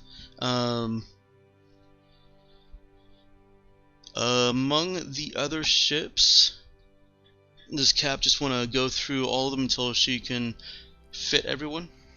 Yes. Okay. So let's go That is ahead basically the plan. and handle the rest of that with a talk check. Okay. Not connect. How do you want to do it? You want to just contact each? Sorry, go ahead. Do you want to just contact each of them and state your case and ask for their assistance as you have been, or are you going to change any tack there? She'll try to get Cass. That's his name, yes, Castian. Kestan, yeah.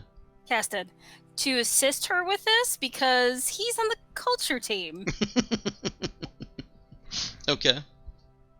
and potentially has the kind of talk charisma skills she lacks. Okay. She is still going to have to be primary. Yes. He can attempt to aid her and back her up. Yes, that's what I'm looking for is the aiding and backing up. Okay. So which skill do you want to use? Talk or connect? They would be different approaches. Connect would take longer. I think this is one of those times of the essence kind of things. Okay. So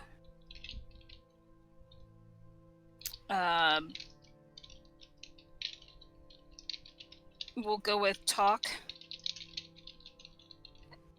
I mean, Cap is fairly plain speaking. Mm-hmm.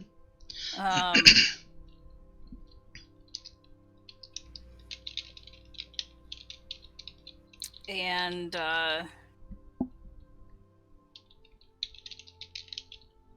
would try to basically just say, hey, we have a situation, we need assistance, can you please help? We will do what we can to smooth things along.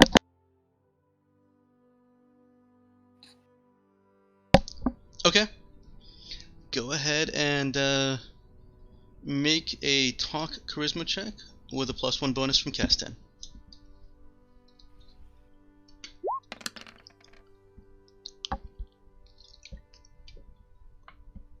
That is not bad.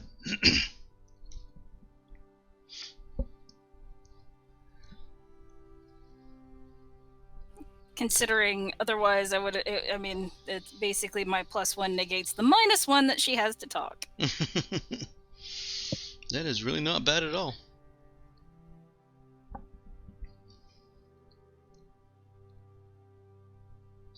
She is able to secure space for about 1,000 passengers amongst the non-passenger ships. The Solar Spirit says that they can take about 800, but they want to make certain that all of their people from the passenger manifest, cargo manifest, are included among those 800 that they can take on. Absolutely. Castan says that will be an administrative nightmare.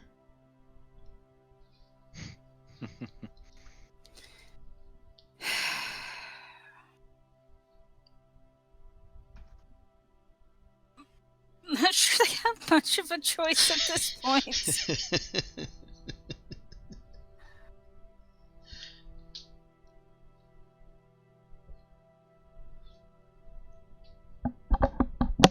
Unfortunately. He agrees.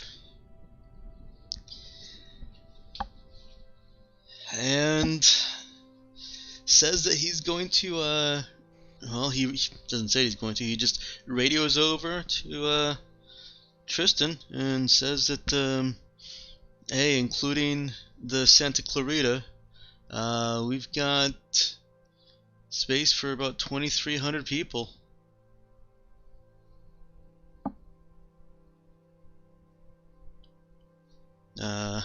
Tristan responds something, which Casten nods to. It's in his own comm. And finishes his conversation with Tristan, turns to Cap and says, okay, we can get the other 700 safely into pods without going over capacity. Pods, safe rooms.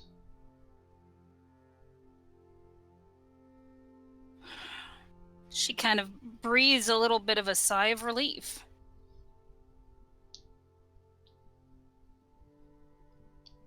Let's get those shuttles coming down.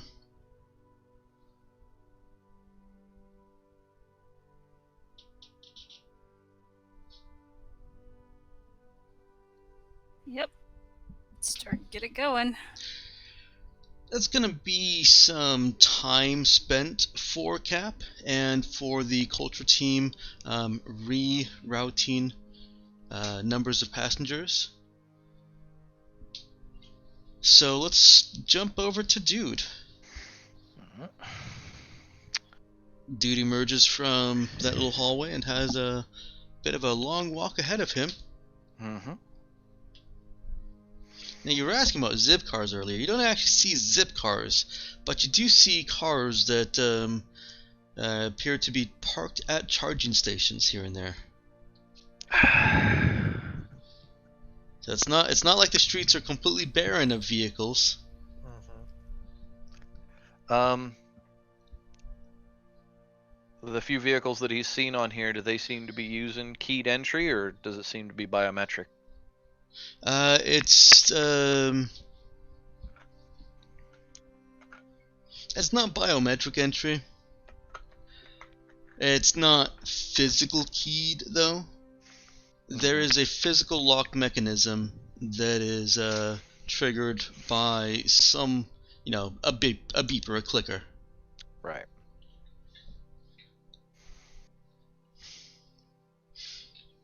Or just proximity, but still with some kind of key card. Yeah. So he doesn't think he could hotwire one of these things. I didn't say that. You just asked about the entry mechanism. True. Yeah.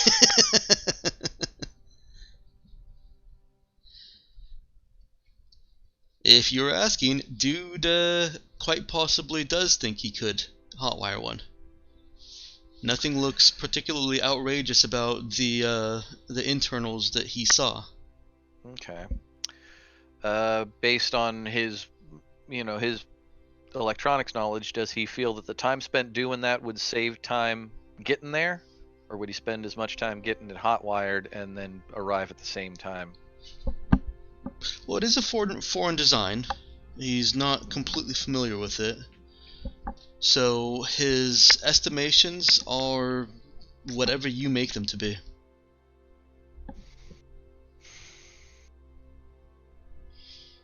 If it turns out to be easy, I'll give you this much. If it turns out to be easy, he could end up spending 5 to 10 minutes trying to hotwire it.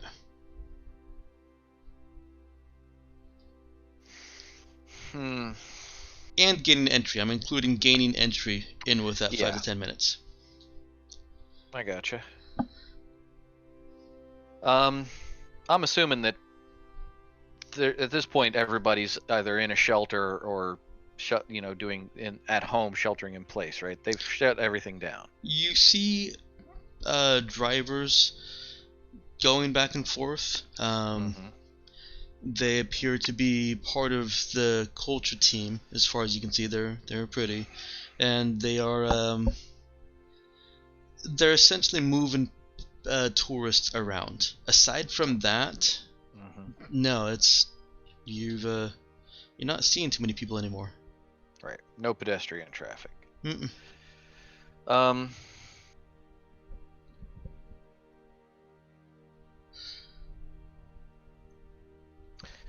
he's got his little toolkit stowed. I'll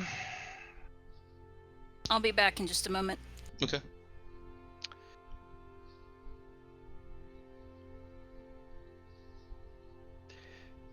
He'll tell Nemo to stand between the road and him on the edge of one of the vehicles that's closest to whatever pull on to the road area there is. Okay.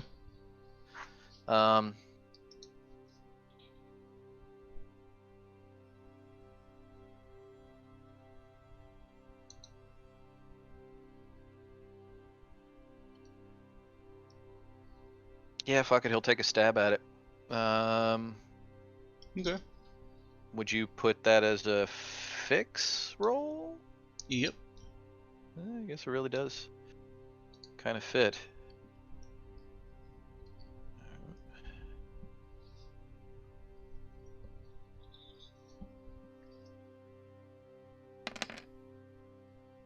Oh, where the hell were you guys before?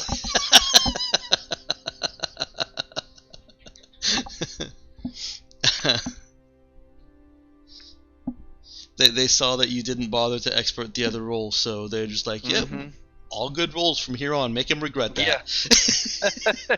At no point will you need to use the expert trait. Should have used it on your first roll.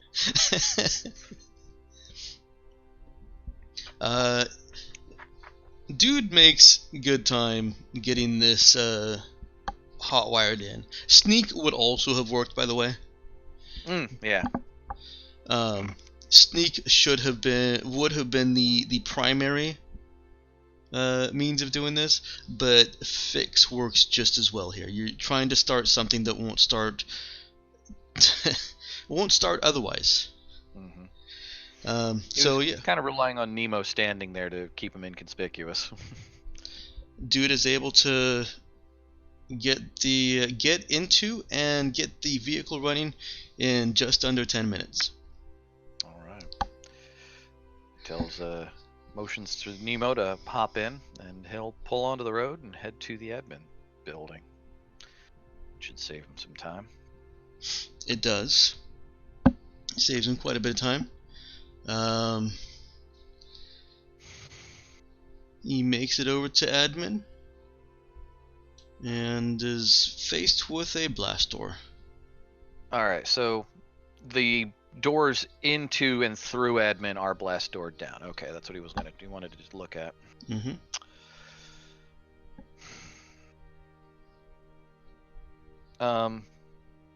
He'll pull it into whatever little parking area they've got.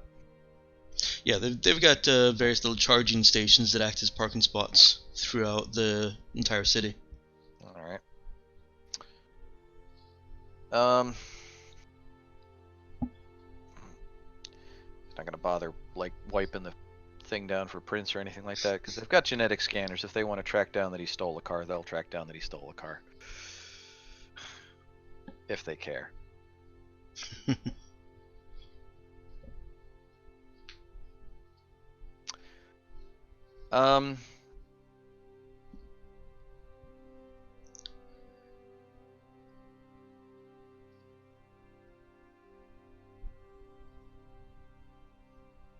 Can he take a look around with sneak as a skill to see if he can see that if there's any way to get past this building to the hallway heading towards the residential blast doors without actually trying to go through this fucking building?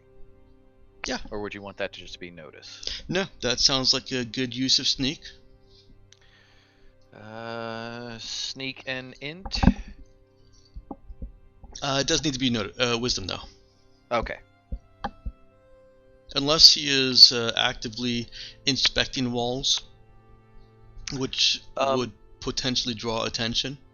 Yeah, this is more of a take a look around. There is one armed joint law enforcement, but he has not paid too much attention to you. Alright, so he's trying to stay inconspicuous. Wisdom. for me, wisdom and int are the same, so. Unfortunately, that's at a -1. Eesh. There's that same roll again. Is now that expert moment?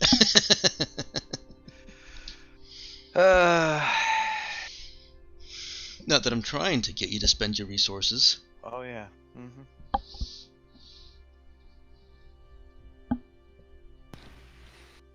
Okay. Matt is faced with another conundrum.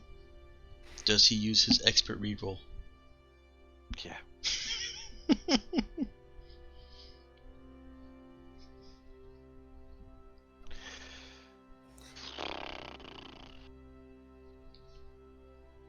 What's it gonna be, Matt? Yeah, I'm gonna go over to Colleen while you give it some thought. Nah, fuck it. I'll re-roll it. Okay.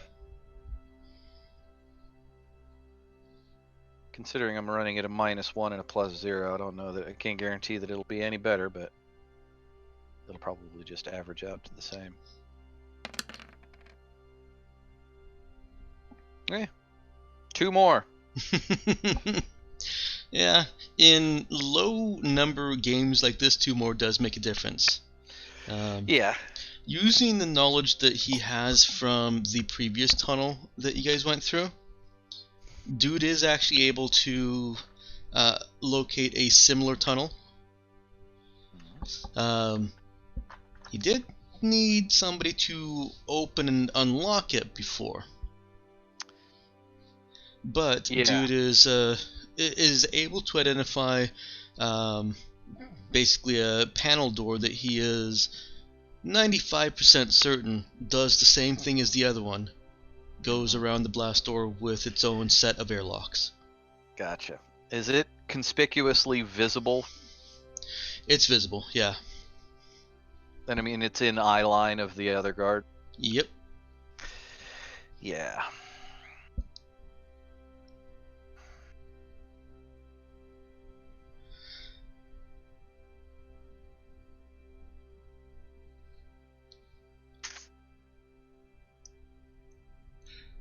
All right.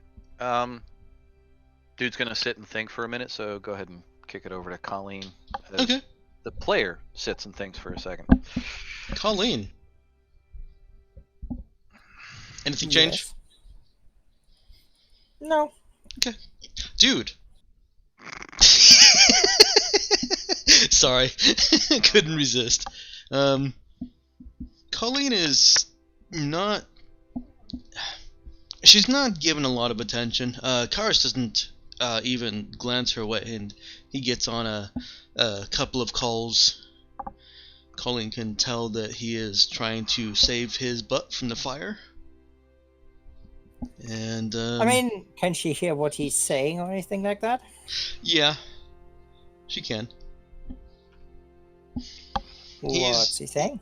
I'm not going through all the conversations, but he's mostly trying to organize some kind of recovery or exit. Recovery of the situation.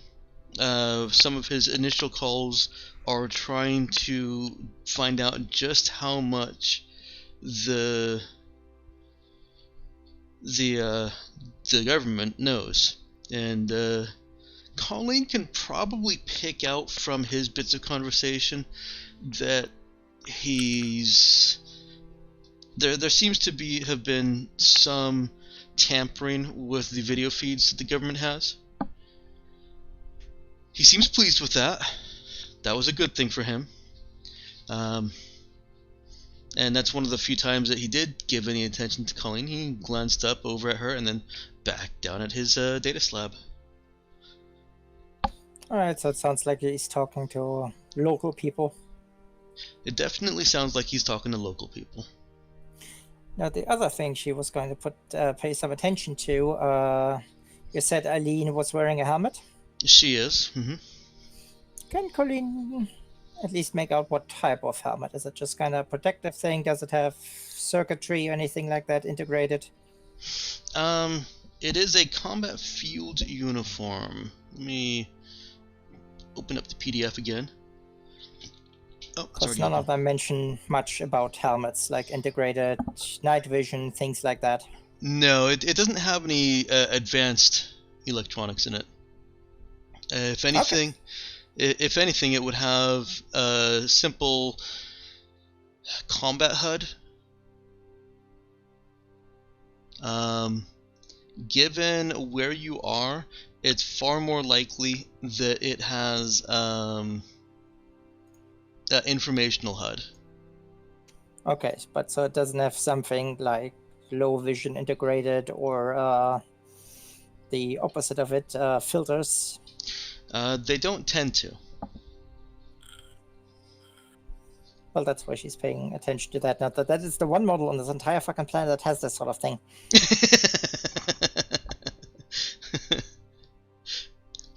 From external observation, she doesn't notice anything unique or unusual about this helmet or this armor suit. Okay. And what's like the layout of the apartment, kind of where things like toilets? It's a studio layout. The couch and the bedroom are all basically in the same area, and then you've got Karas over in a little bit of a set off but not walled off dining room area. He's basically just using it because it has a table there. Kitchen off to his side as you approach the door to exit, and bathroom is between the bedroom area and the kitchen area. That's the only wall in this little studio apartment is cordoning off the bathroom. Well, at least that's nice. How's the place lit? Dim lighting. Well, overhead lights or Lamp. lamps, things like that. Okay. Standing lamp. So the place has power and things like that. It does. Okay.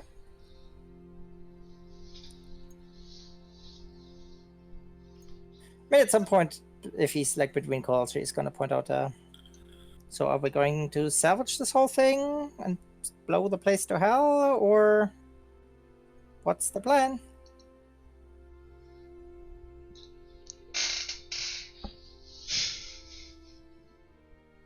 He at that point sits back in his chair.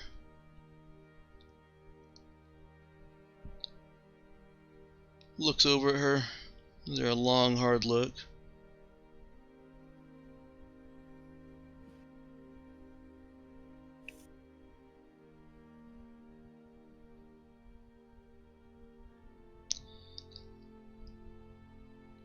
It's too late for any kind of salvage operation.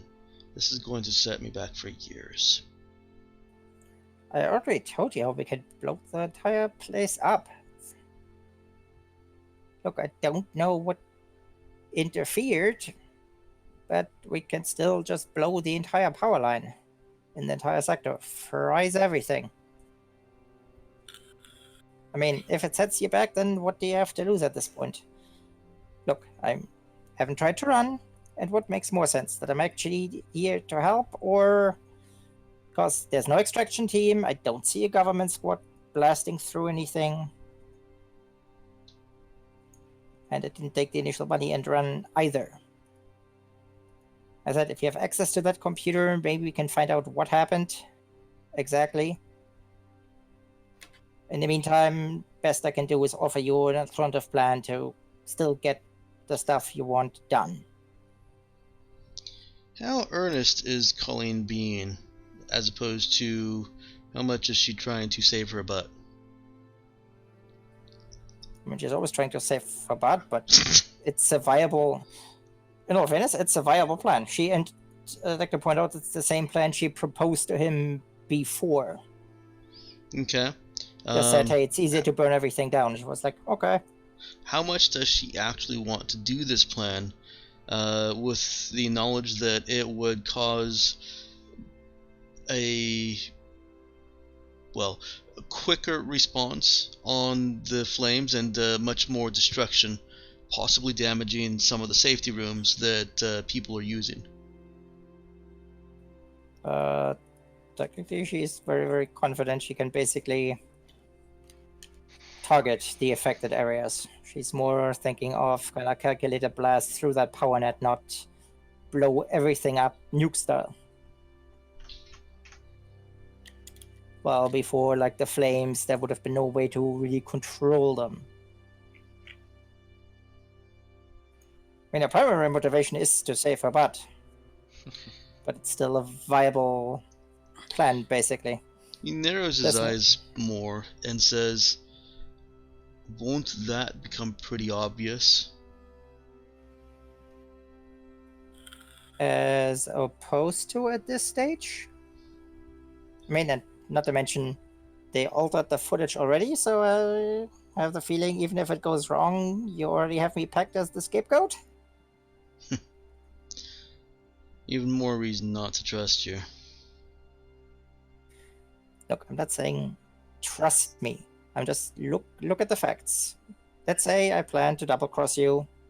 Then where is my extraction team? Why was there nobody there? Why did I just go with you?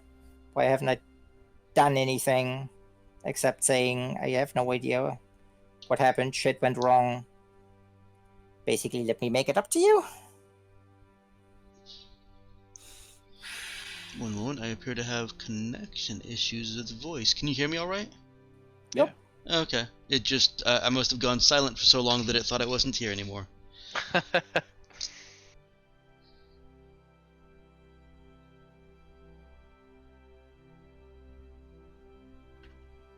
He,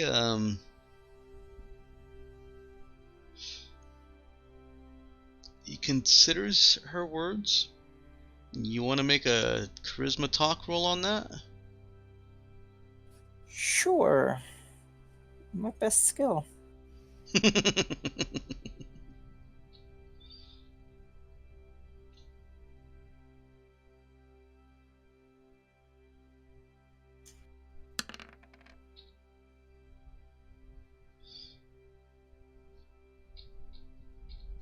Well, it's not too bad.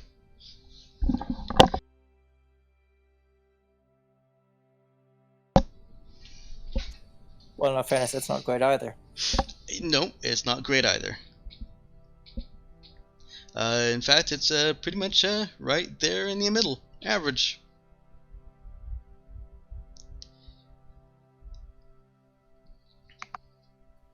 Actually, the roll's above average. It's just I'm shit at it. No, that is exactly average. I rolled a 3 and a 4. Mm-hmm. If I had rolled 2 3s, that would have been perfectly average. No, that would have been below average. Average for a single d6 is 3.5. Ah.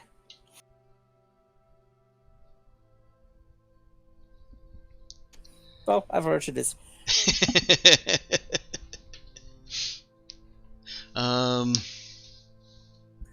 But yes, primary motivation definitely saving about being, but by being useful. Everything else, the plan is a viable one. She has thought about this.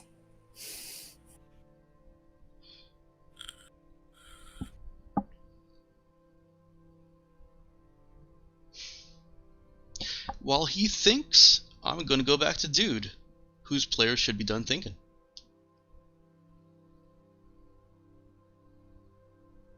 You'd think that. I did think that.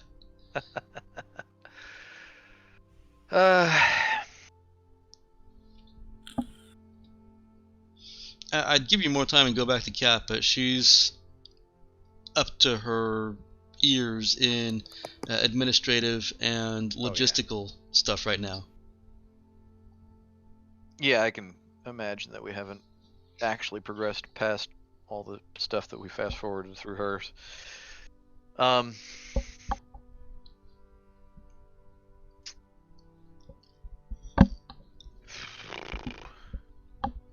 there visible cameras watching? Or can we just sort of assume that there's pretty much hidden cameras everywhere? I mean, like, there's just cameras everywhere. It's a reasonable assumption. Considering the footage that they showed us of Colleen. Mm-hmm. You don't see anything that stands out as a camera. But I mean, nanotech exists in this. Wouldn't need to be.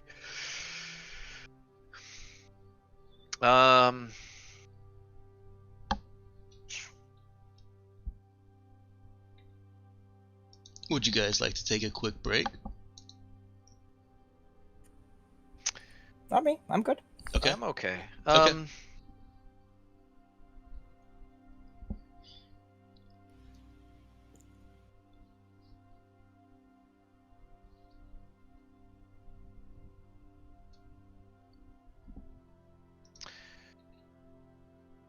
And to my knowledge, this is one of the actual, like, under control sealed blast doors, right? This isn't one of the ones that Colleen blew. Colleen, as far as you guys know, only affected airlocks. Blast doors have Right. seemed to be completely functional. All right. Looking at this door, All of Colleen's work was external. right?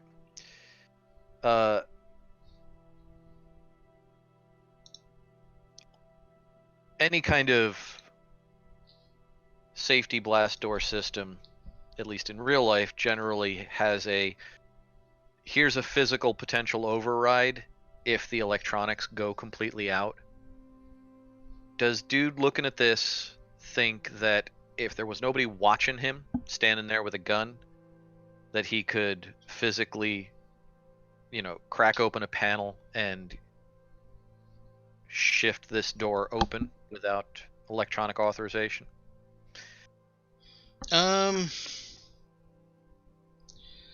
What he saw at the shuttle bay at the starport,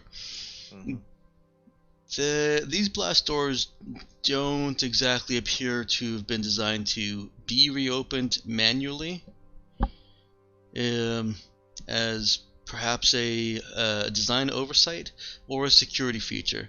They came down, and he could see that they were very thick. Not even you and Nemo combined would be able to actually lift it up. It will require mechanical maneuvering.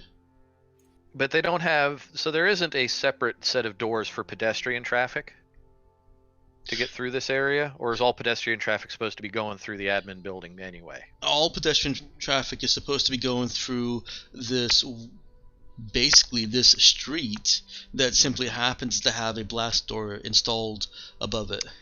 Okay. So it's single door construction. They don't have a pedestrian walkway that has its own door. No.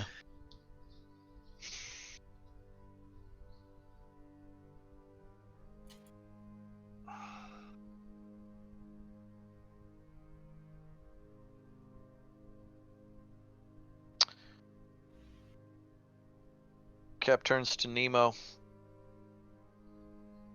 Well, we ain't getting through this way with brute force. Any chance you think you could talk our way in through the admin building? I can certainly try.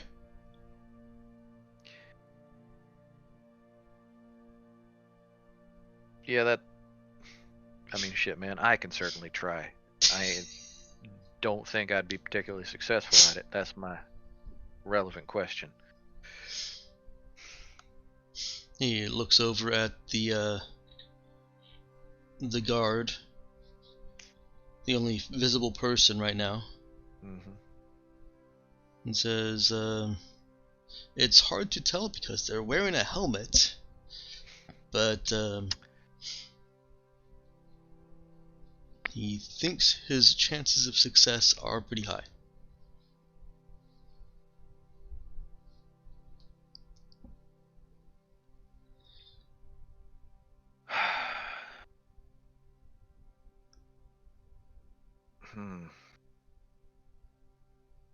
Would you like me to attempt it?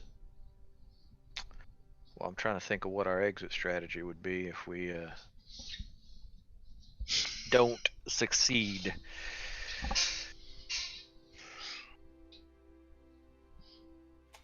Nemo points out that the only threat the guard a single guard seems to pose would be that laser rifle, and he thinks he could take out the guard before he could use it. Oh, that was actually the first thing that went through my mind, but I gotta assume that they got some kind of alert system and might be keeping an eye on. I don't know what kind of reinforcements they got in literally that building right there.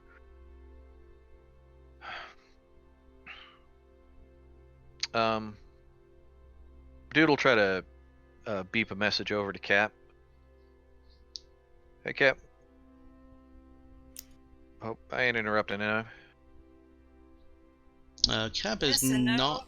Yeah, Cap is not in the middle of a conversation, but she does still have all the logistics. I? Right. Hey, you think that Castan would be able to radio over that me and Nemo should be able to have access to walk through the main admin building? I don't know that he's got that kind of authority, but could you ask him just to see? Yes. Thanks. Okay. Back over to Cap.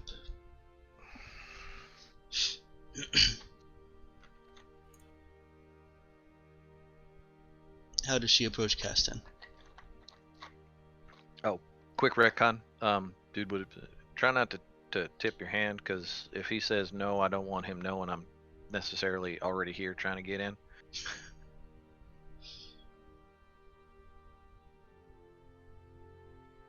All right.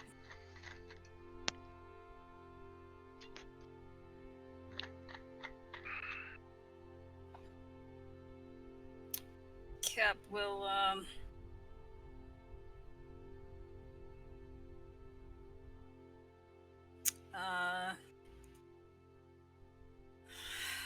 look at Caston and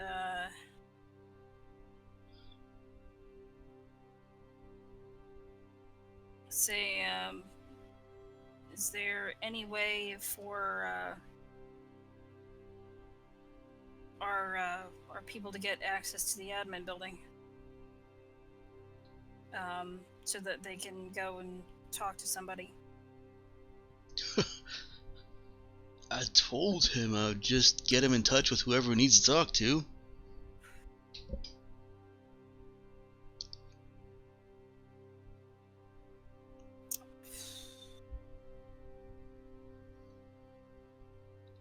Well,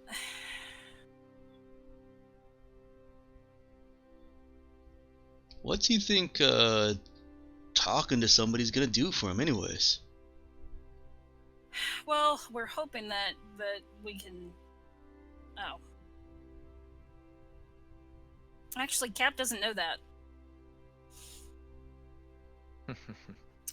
She's like, I'm not entirely sure what he's wanting to do. Isn't he part of your crew? You're the captain, right? Yes, I am, but I allow them quite a bit of autonomy. Shakes his head and... Man.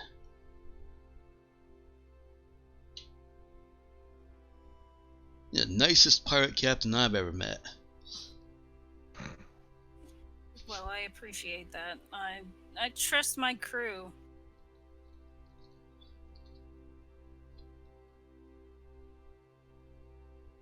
Alright, you trust him, I'll trust him too.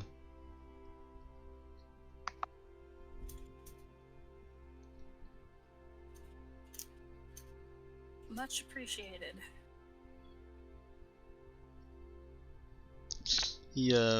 She's not trying to do anything underhanded, I can tell you that. Alright. Technically, she's telling the truth. Technically, she's telling the truth. A version of it.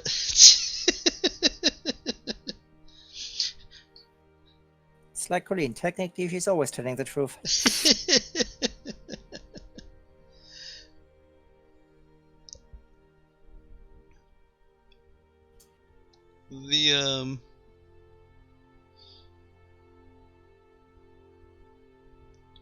he gets on calm and has a quick conversation with over at the admin building and says, "All right, when he gets there, just have him tell the guard that he's coming from Castan." Thank you.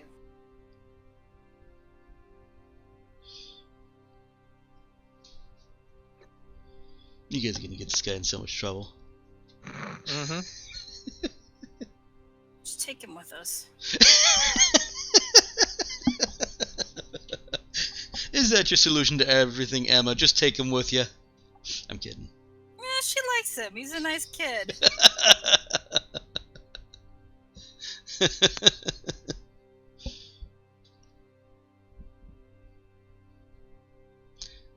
You guys have enough room on the ship. I don't mind you picking up NPCs. Sure. Yeah, but if she gets him into trouble, he may not want to go with her, but he may not have a choice here. Why do I see a scenario if she points at Colleen at some point and goes, "Watch her," all the time? Oh, Colleen is in so much trouble. Colleen did exactly what Cap asked her to do. Except she got caught. Colleen also What sort did of started the whole interaction first. Mm-hmm. Kids, Colleen let's have this also conversation pointed out- yeah. in character when the time is right. Oh yeah. Yes.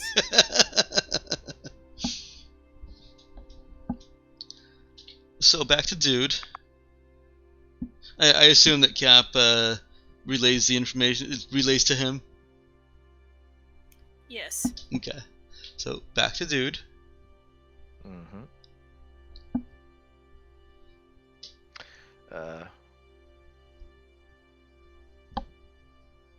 Kind of looks at Nemo. Well, looks like gonna be easier than I thought it was. Follow me, and he walks over to the guard. What time of day is it? Does it matter when you're in a domed, roofed city? It matters as to whether Dude's gonna say good morning, good afternoon, and good evening. Okay, that's fair. Colleen's job was at 6:08, and it's been about 2 hours since then. Morning or evening? Evening. Evening. Okay. All right. Yeah.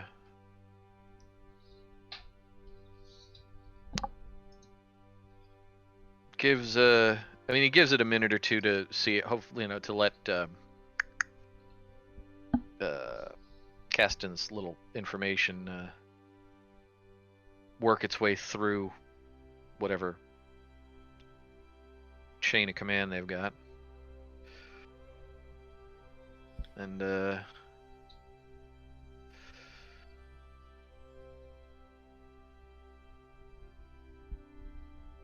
evening, sir. I Castan sent me. Believe you might have gotten a notification that he was letting me through. Trying to help him out with something.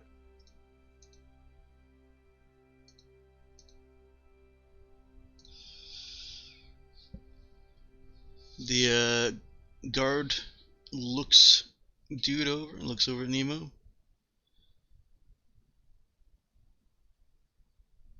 What's your name?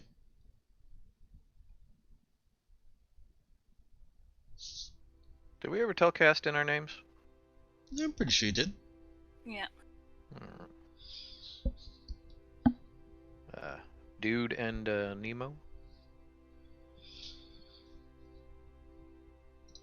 He acknowledges and starts moving towards the panel that Dude had found.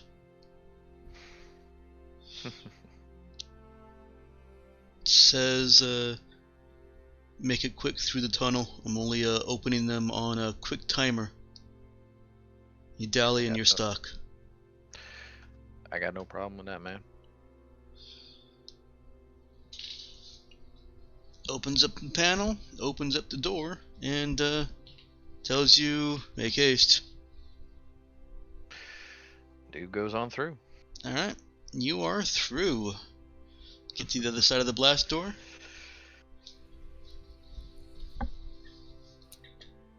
With Nemo in tow. You are in the admin section.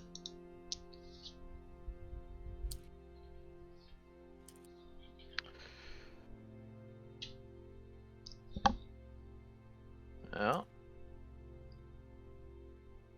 And, is it a straight cut through to, get to the residential area? It's a fairly long walk, fairly long straight hallway towards another blast door heading outside of the admin area.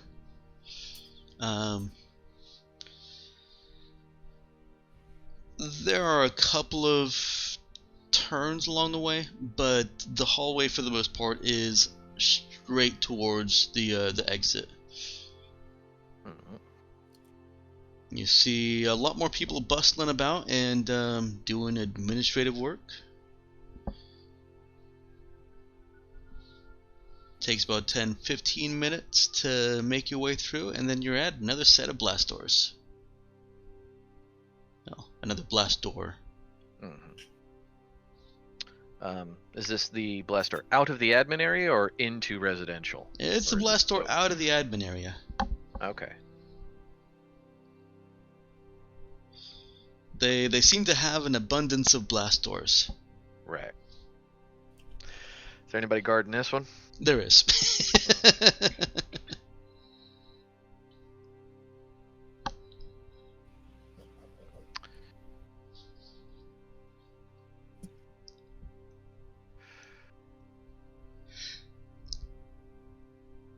How's dude gonna play it?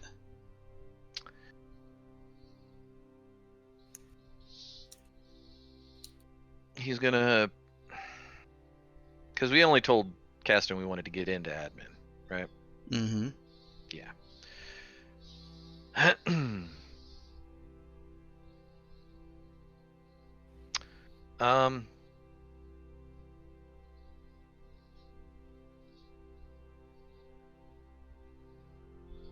He'll look over at Nemo.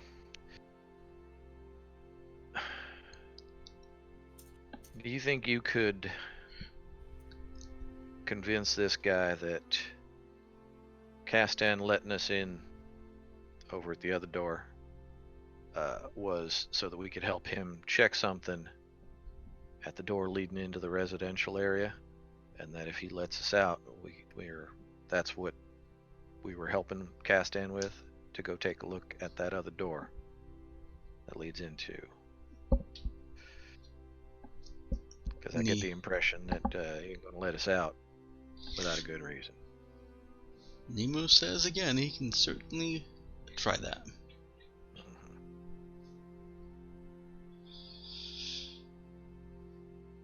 He with dude having a at least now +1 in talk.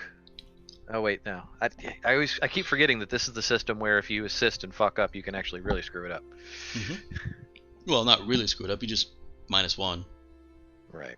As opposed to yeah.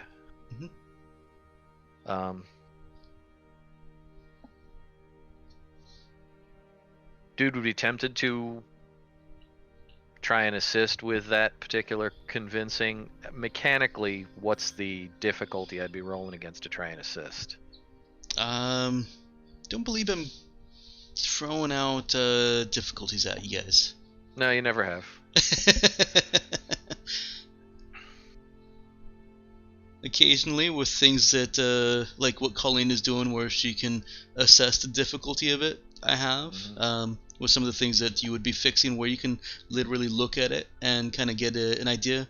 But when it's a broad what if like this,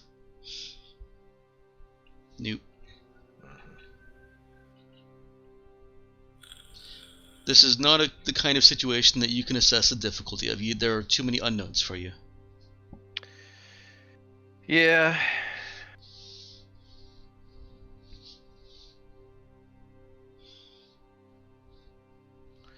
Because I know Fantasy's never given me the exact difficulty either. Usually just hints at modifiers and I infer. Well, the book also tells you the exact Yes. difficulty of some things.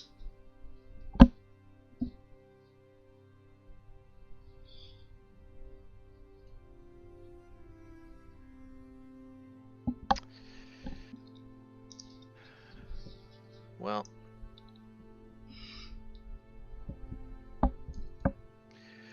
I have blown my expert, but dude wants to try and get this to work, so he'll try and assist Nemo.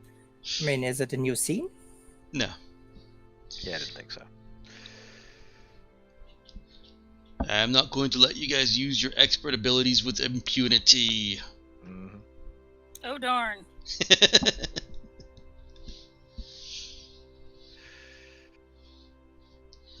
No, this scene will basically last until dude is done doing what he's doing. Yeah. So yeah, he'll try and assist Nemo in convincing the guy that the fact that we got let in means that we were supposed to be passing through. Okay. To check something out. Yeah, sounds like a talk roll to me. Yeah. Go ahead and roll talk charisma.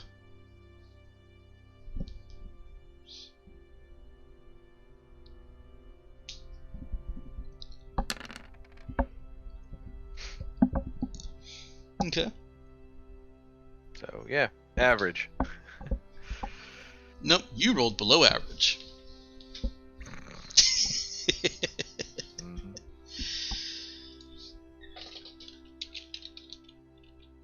And this is oops, I don't need to do that. This is among skills that Nemo is good at, so he gets to roll with a +3. Is dude actually helping, or? Yes, and yes.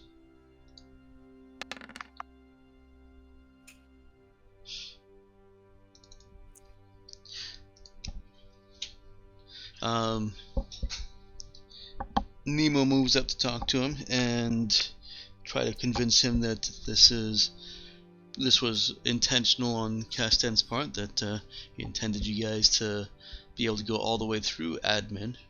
And as soon as you guys start dropping Castan's name and introduce yourselves, he's already moving over and opening up the bypass for you. That works. I only had you guys roll because you really wanted to roll. Mm-hmm. He lets you through and doesn't seem to think anything of it at first. Mm-hmm. Move over to Cap here real quick. Castan gets a call and looks over at Cap, says, "Oh,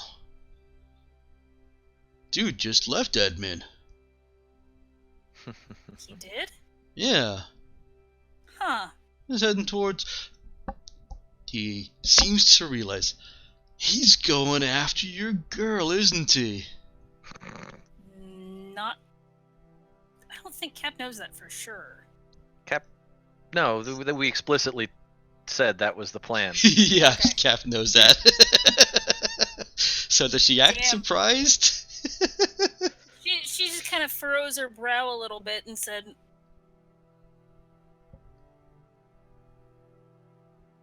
I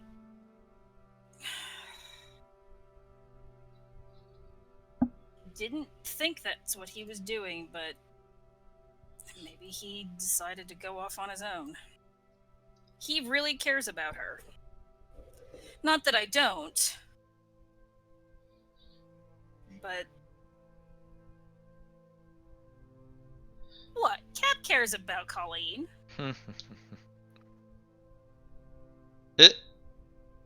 Who said she didn't? I heard it. I heard something from the peanut gallery that it was not open. Okay, gotcha. It was not open channel. What I said was sure.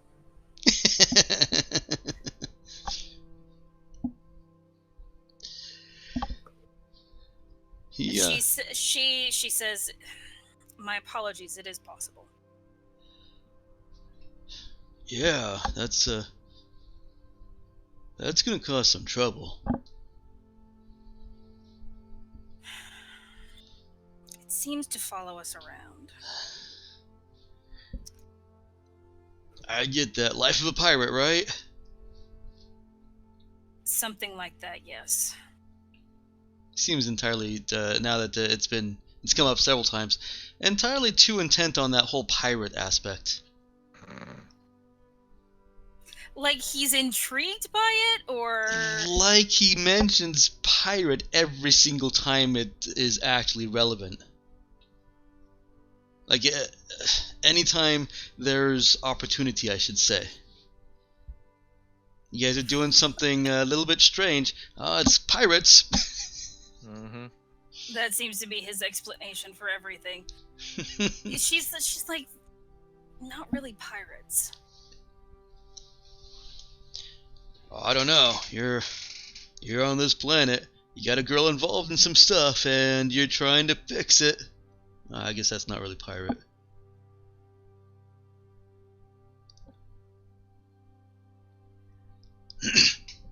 Still, I said I really don't think if we were pirates that we would be trying to help fix maybe things. there's a bigger booty that you're trying to find here. I don't. A bigger boot. Bigger haul, yeah. No, to be honest, we actually came here to vacation and refuel. Hmm.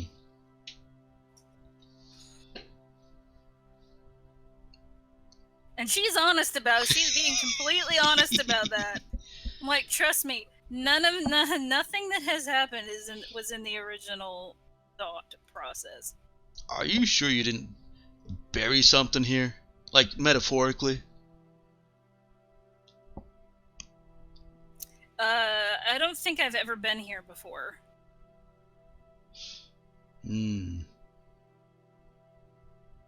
Alright, well, just saying that, your boy over there is gonna cause a bit of trouble for me.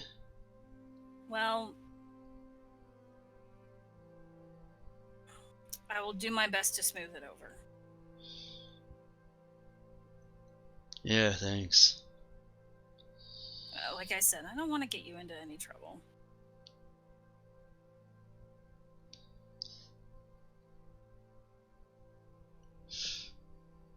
That's not my intention, and anything that I can, if I need to smooth things over, I will. What's that line? No thanks, man. I don't want any of your trouble.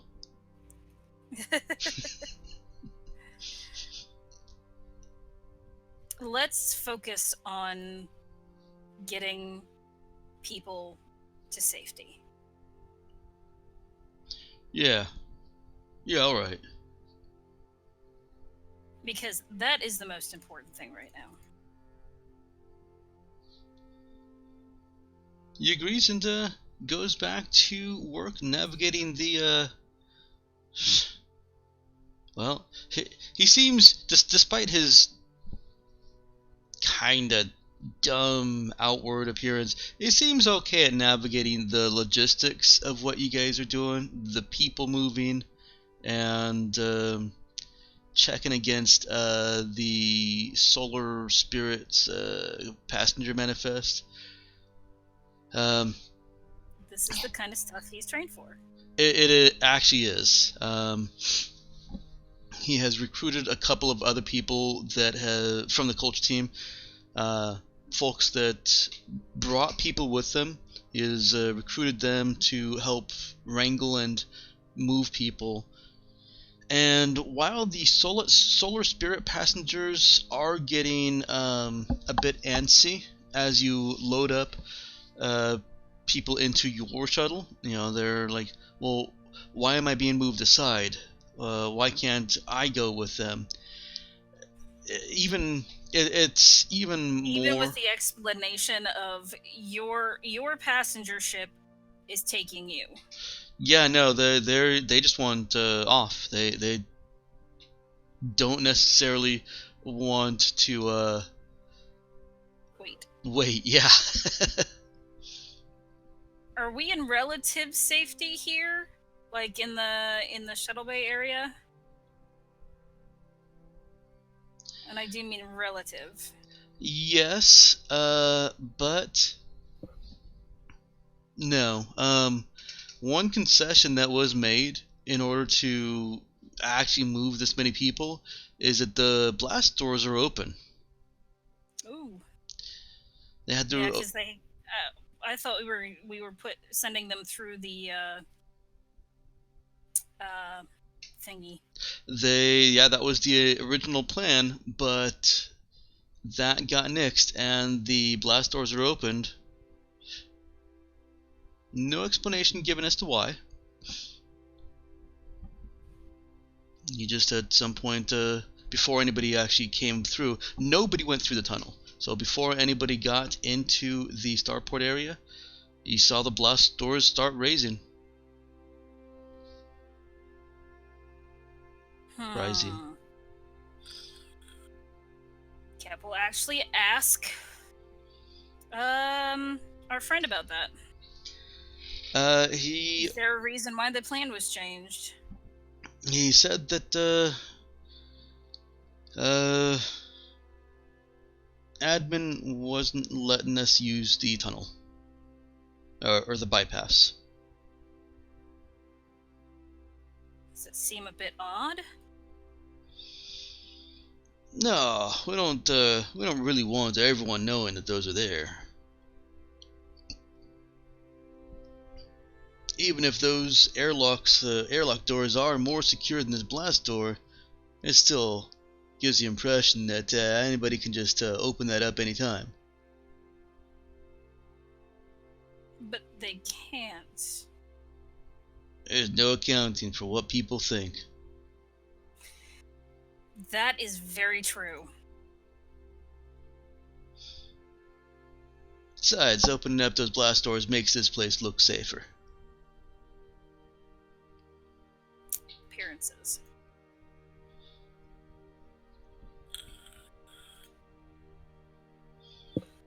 We're doing a staggered blast doors. We're keeping people at the doors until we have enough, and opening them up, moving them through, and then getting them here. Sounds like he's talking about blast doors throughout the entire tourism area. So they're doing like a staged approach, basically. Mm-hmm. Moving people into one area, moving into the next, so on and so forth. Yeah. He says that unless the airlock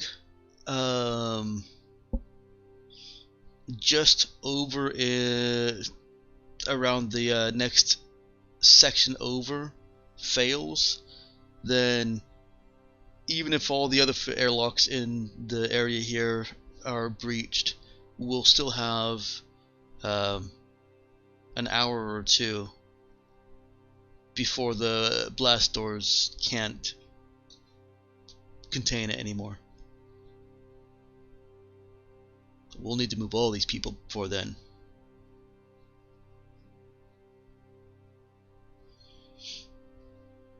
Alright. Well, let's keep it moving. Ship and culture team estimates on how long this evacuation is going to take for 2,300 people. You're looking at about 6 hours. Jeez. And that's if things go smoothly. Yeah, why they never go smoothly.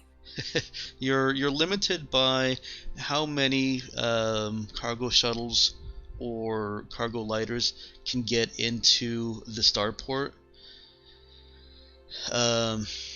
There is one frigate that can come straight down, but with the starport landing area, the starport parking area is large. That's what you guys are actually in. The starport airlock area, which obviously gets superheated when shuttles come in and land in it, it needing to pump all that heat out, and it being of much more limited space, that's your real linchpin here. If you could just throw everybody out into a shuttle landed on the surface, you'd be fine, because everybody would be dead and you wouldn't have to move anyone. But that's not the way this works. That's not the way it sounds like you guys want this to work. It'd be a lot easier. No. It would be extremely much easier.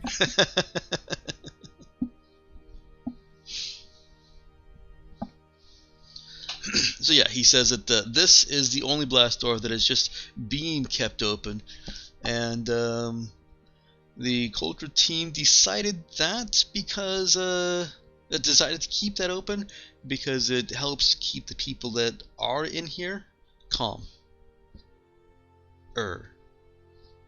Yeah, I was gonna say there should be an on there. Calmer.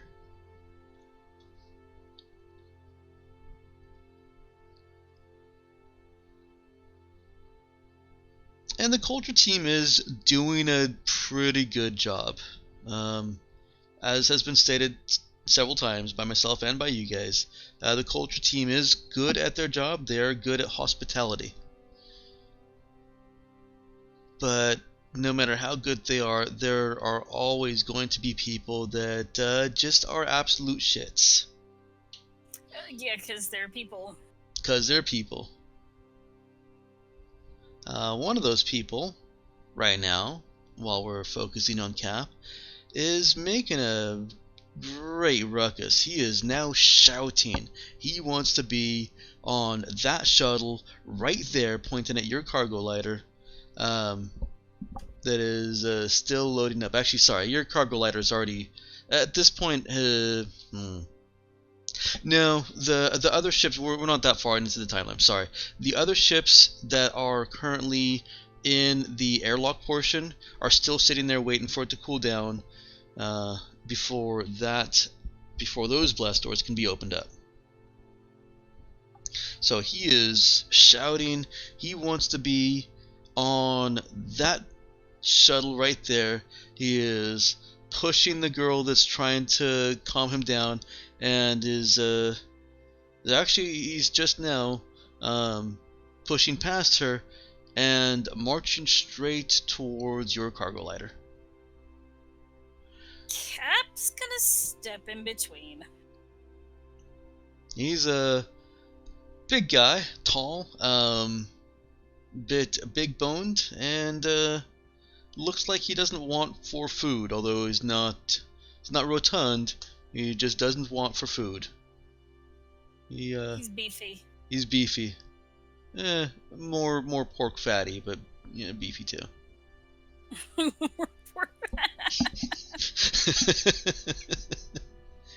Yeah, it's not more muscle than fat. It's probably a good combination.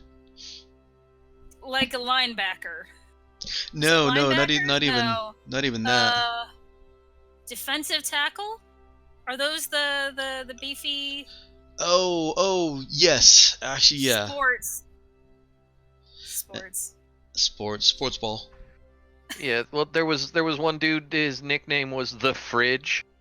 Yes. He was like 6 foot something and like 300 and something pounds. He wasn't super muscular. He was just this giant thing that charged down the fucking field. Yeah. He was a freight train. You didn't get in his fucking way. Yeah, he's not quite that big, but he's I have an image in my brain, and I know it's an actor, but I can't think of who it is. or what I'm imaging him from. But I think you get the picture. Yes. He doesn't Go look ahead. like he's planning to stop with her in his way. She puts a hand out. He slows. I want on that shuttle right now. That shuttle is full. You're putting more Yeah. people in it right now. Oh, he points at the. Wait, no, it was It was full up, wasn't it?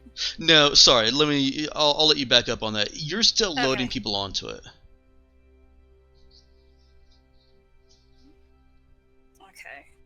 Um, So, all right, she doesn't say I'll it. modify that slightly. You've assigned and allotted the space to it.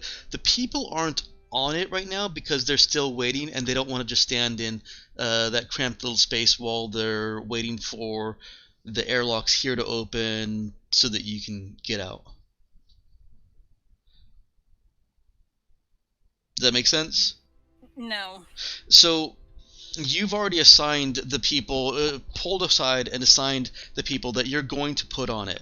It is at capacity for how many people you wanted to take in it on paper, but the people aren't actually in the shuttle right now, or in the cargo part of the shuttle, the cargo lighter. Because if they were standing inside the cargo lighter, they would be standing inside. Better analogy. It would be like the train has stopped and isn't going to be moving for another half hour. The passengers all exit the train and stand around in the much more spacious outside the train.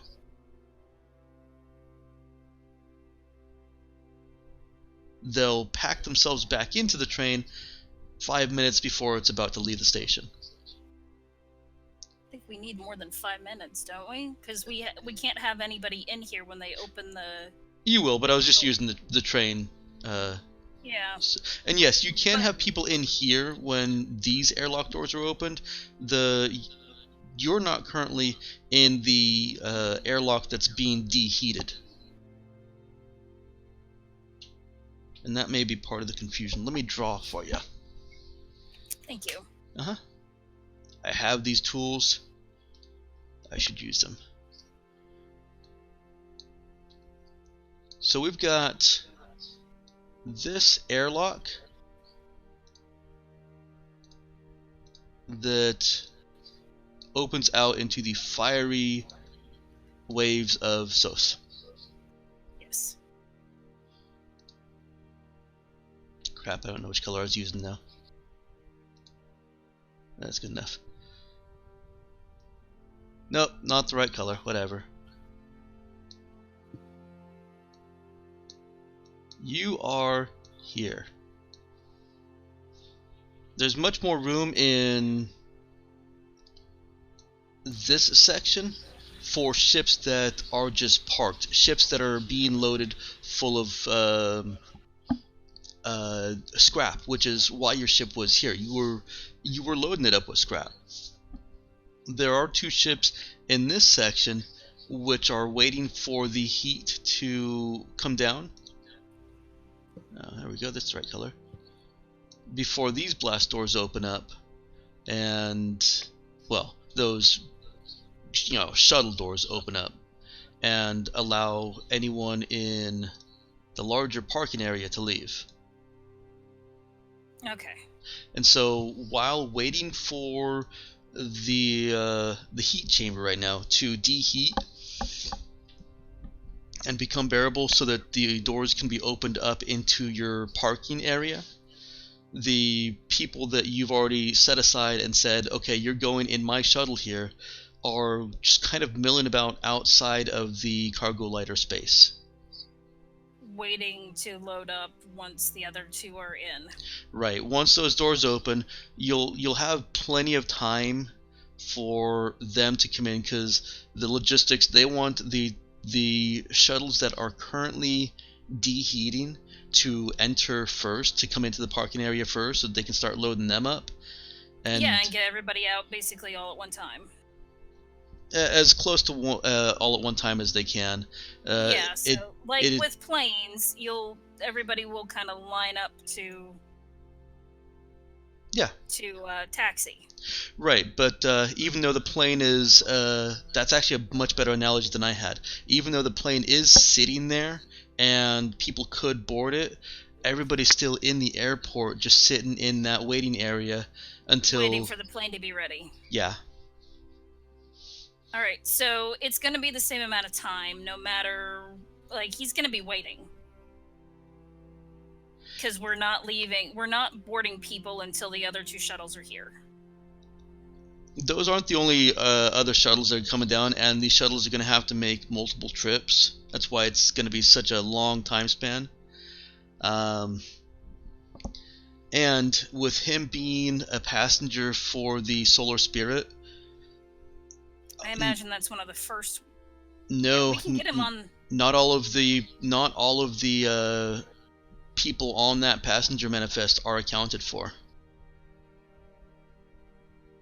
So if the Solar Spirit isn't going to take anybody extra until they have all of their people, then they're going to wait until... well, they've said they're waiting until they can be assured all of their people are coming. Okay, so is he one of the Solar Spirit passengers, though? If they're going to have to make multiple trips... He is one of the Solar Spirit passengers, yeah.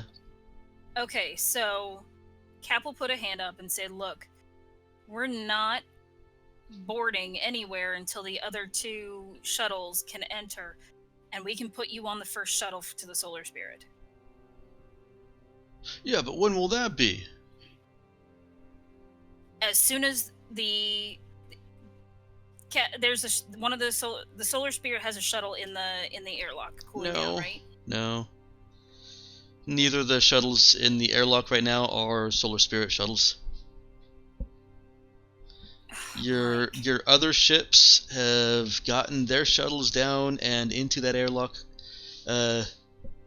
much more efficiently.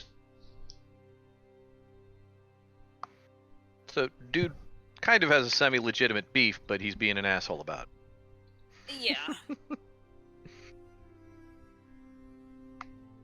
She says she'll tell him the shuttle is en route, and the Solar Spirit's taking their passengers. Screw that, I want on the first shuttle off here. I understand that's what you want, but we can't just do that. You try and stop me. Is he pushing past her?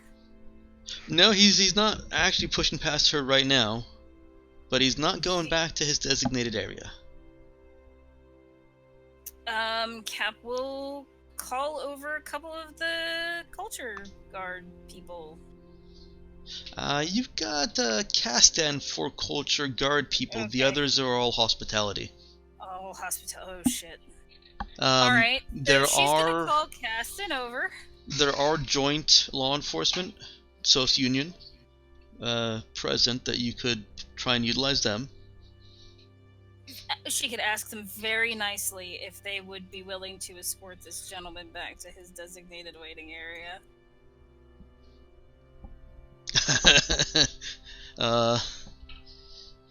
They are willing, and Cap sees a reaction from all of the hospitality staff that are witness to this. And what is their reaction? Their reaction is kind of like, shit. Kind of like seeing a manager just go off on a customer. That's their reaction. That's obviously that's not what's happening, but no, she's being very trying to be as polite as possible. No, they're seeing something that they were told they're on their job they are supposed to never allow. But they don't stop it. And I don't think they could. The joint police attempt verbally at first, and then physically haul him back. See, here's the thing. This is an evacuation situation. All of those rules that they've learned in Cap's head, like, they just don't apply. Yeah. This is about saving people's lives.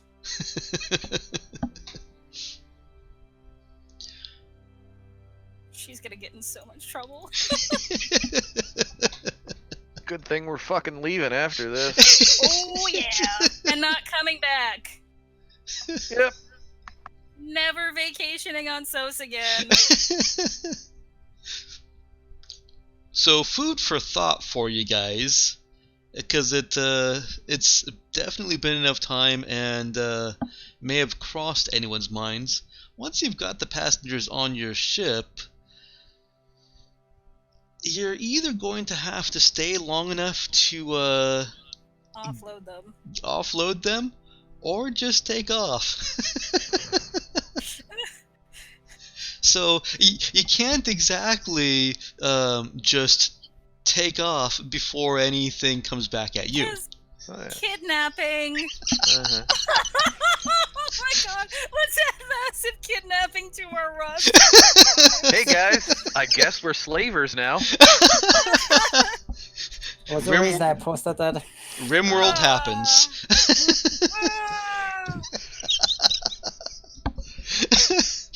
So just wanted to throw that out at you.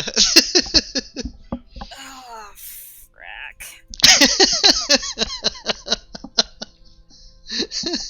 I'm shaking my fist, Mike. You guys could have just flown away from all this. Yes, but we couldn't leave the kid. Oh yeah, that's true. I forgot about that. Yeah. We could have. We could have left Colleen behind. She'd be fine. Oh. Time to reroll, Nick. You're assuming Colleen doesn't have contingency plans in play. I am sure she doesn't have contingency plans in play.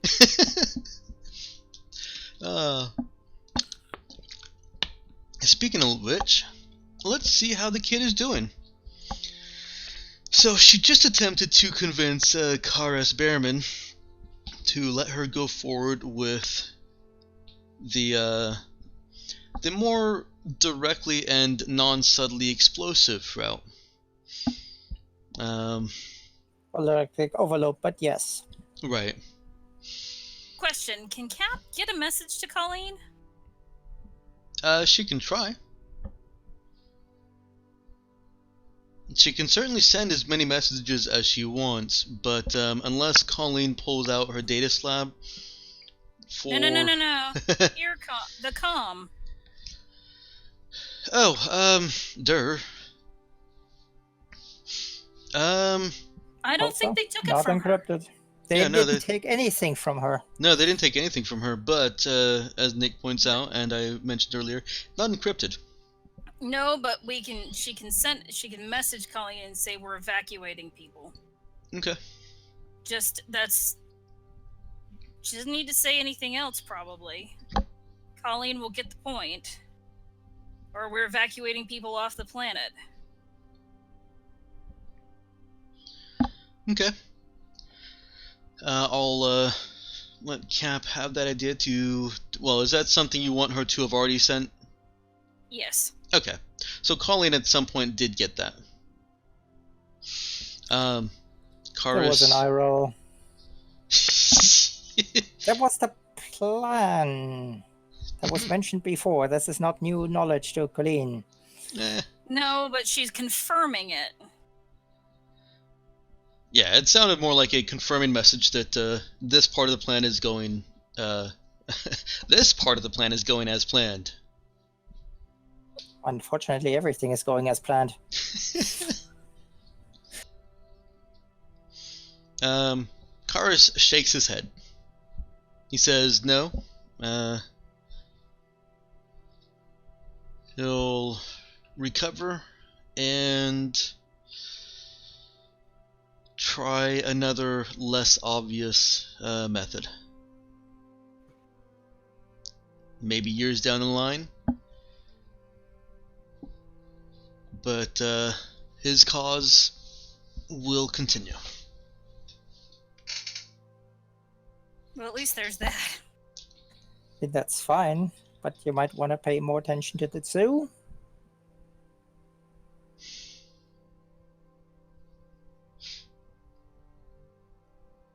I told you. They're just animals. Yes, and those animals have been sending messages to people warning them about this. Those animals knew.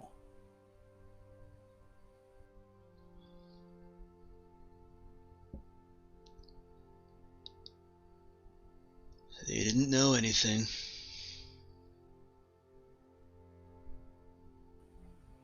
How can you be so sure of that when they have the exact information that you do with the disturbances? I mean, question if you have someone there. I mean, obviously you have people.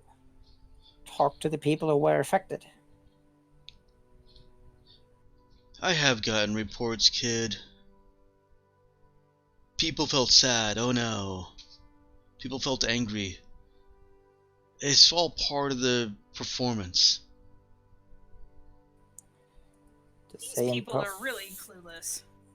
Yeah, obviously you've been talking to the idiots, because I've been getting the reports from people who basically laid out the plan we were going to do, and they didn't know about that. The only reason I knew is because, well, that was the plan. And I think you're full of shit, kid. Actually, in that moment, you should be able to tell that she's telling the absolute truth. Now you want to use that, huh? Hey, the truth is just another weapon in the arsenal. But she just told him the complete and utter truth. And seeing how she's a crap liar. Yeah, still yes, says Mike, that sword sings both ways. I had no doubt that it would come into play, just doesn't mean he has to believe it. No, it doesn't.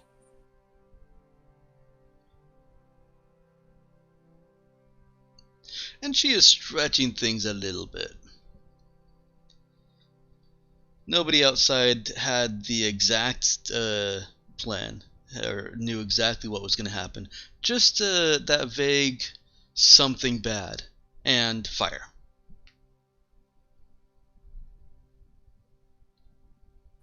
Well, that's what Dude told her. That's true. She's saying she only because she had the knowledge of exactly what she was going to do. Mm-hmm. Yeah, you know, the dude this guy trying to play this off as, oh, just a coincidence, stupid animals, feels either deliberately disingenuous or, yeah, he's that stupid.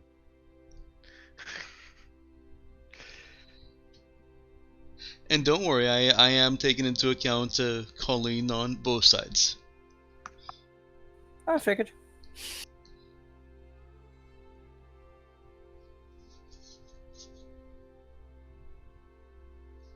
If there's no other chatter from Colleen, That's my. what's that? I warned you, and they can only give you that information. And you're the one in charge, so. Kid, I think. You want to know what I honestly think? I think you're playing me. I think this whole kid act is bullshit. I think you taking on this job is. I don't even know what game you're playing at. You fucked me. And I don't want to hear another word from you.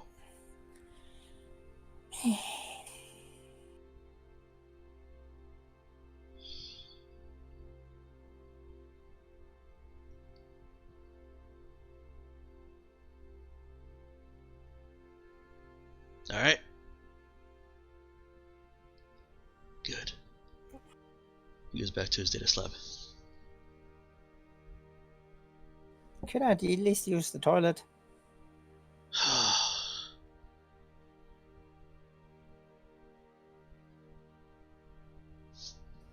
fine. coffee. Make sure she doesn't do anything in the toilet. Poor That's the Eileen. whole purpose of going to the toilet. Eileen looks from Karis to Colleen. You can like practically see her sighing inside the suit. Come on, kid. Leave your pack. Sure.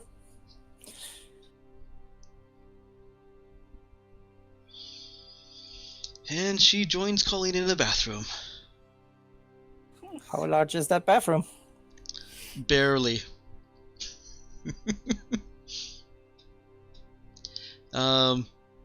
She does Probably like the bathroom in my apartment, which is bathtub, single sink, toilet, all kind of squished. Yes, except replace the bathtub with a shower stall.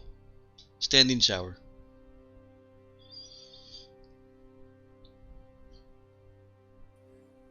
Well, in that case, Eileen gets the full experience of Colleen using the toilet. Eileen at least non-verbally acknowledges the awkwardness and perhaps ridiculousness of this order and situation, and while keeping a good grip on her weapon, she faces the... she doesn't face away from Colleen, but she faces a adjacent or parallel wall. Perpendicular. That's the word I'm looking for.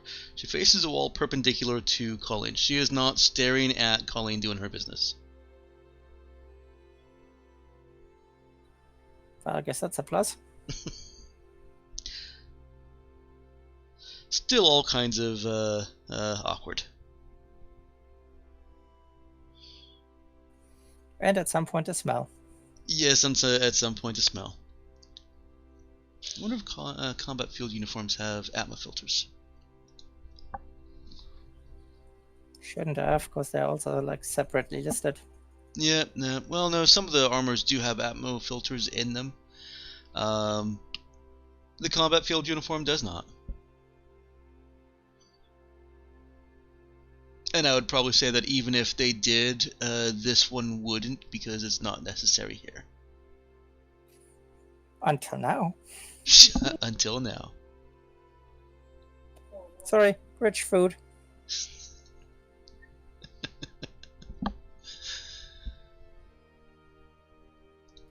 Well, after that, Colleen goes, has more coffee, and puts herself back on the couch. Okay. Alright. And after that delightful little scene, let's see how Dude is doing. Mm-hmm. Well, I'm assuming he's gotten to the exterior blast door to the tourist area, right? Residential? Residential area, right? Yeah, is he going to try and hotwire a car again? Is that the distance again? It doesn't look as far as the other one. He and Nemo could make this in maybe a half hour from the exterior blast door from an admin. He can... visual range is weird. We'll just say that with Nemo and him, they can make out the distance and figure it to be about 40-ish minutes. If they jog, obviously they can make better time.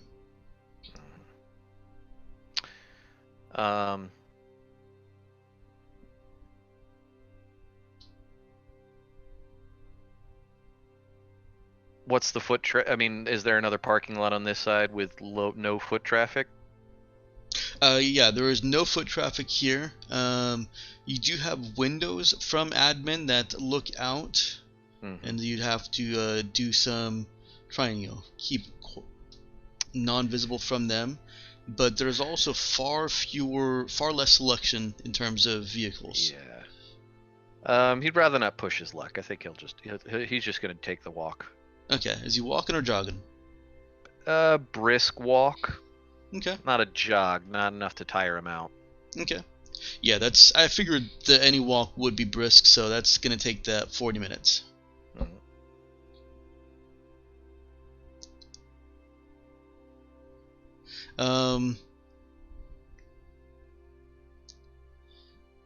Well, things are moving as smoothly as they can for Cap and Castan.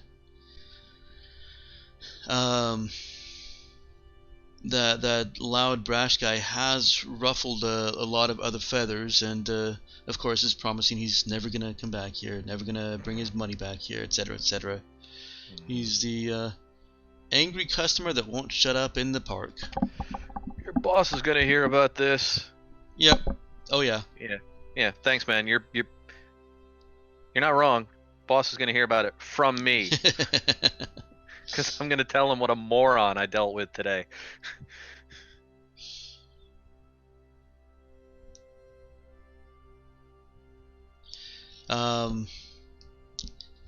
Unless There was one time I stopped a miner from taking beer out of a cooler and didn't touch the kid. Was very calm, said, hey, you know, it was just like, hey, you're not allowed to do that. He's like, well, I'm getting it from my mom. The cart's right here. I'm like, well, let me do that for you. And I got called back because the mom said that I hit her child. Oh, Jesus Christ! Because kids are the most unreliable witnesses of all time. You cannot rely on. He did this to me. No, kid, he didn't.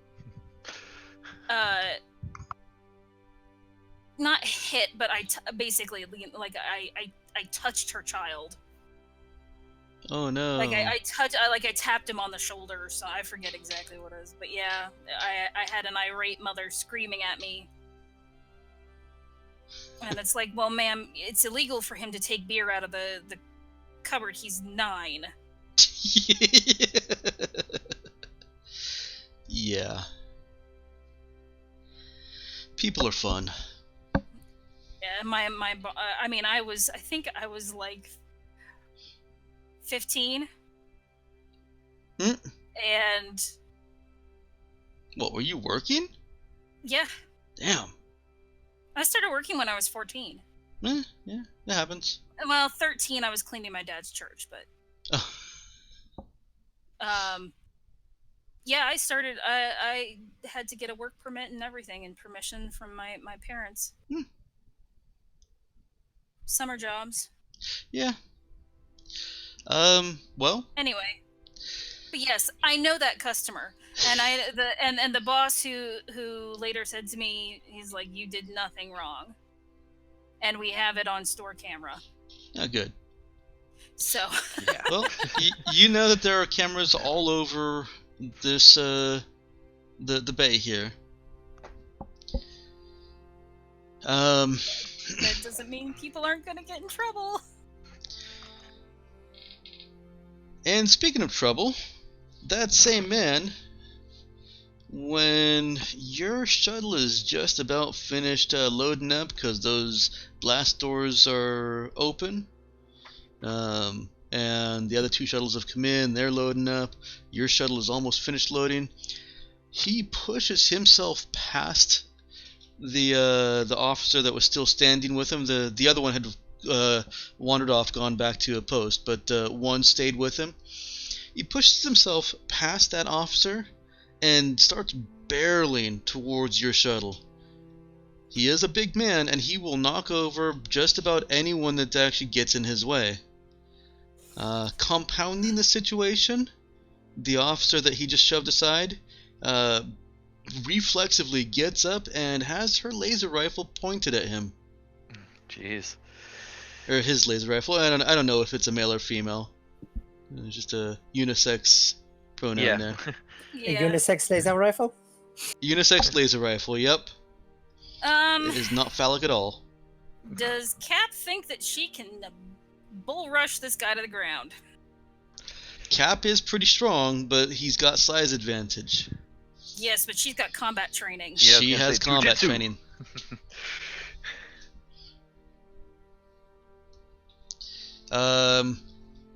if you're looking for any kind of impression, she doesn't particularly feel intimidated by the fact that he's so much larger. Cold shot to the nuts.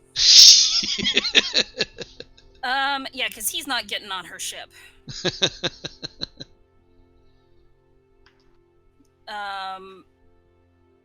Cap There- is going to attempt to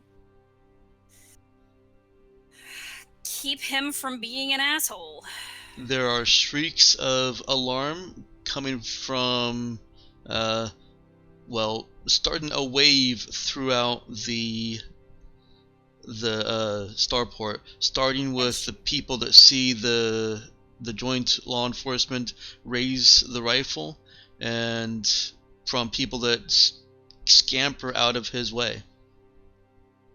Yeah, she also doesn't want him to get shot.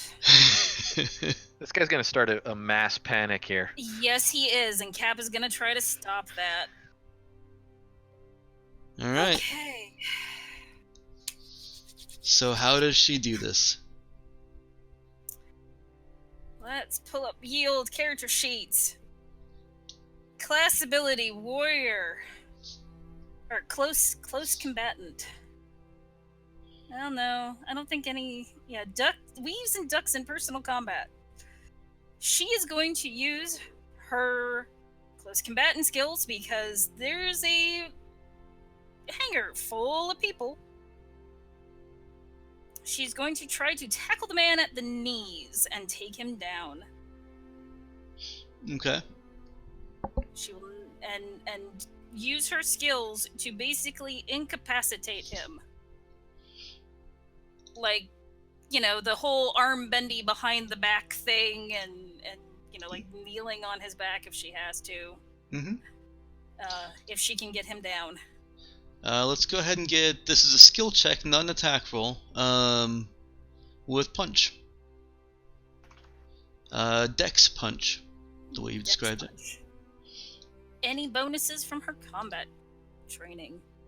That's the punch itself. That's the punch itself, okay. Yeah.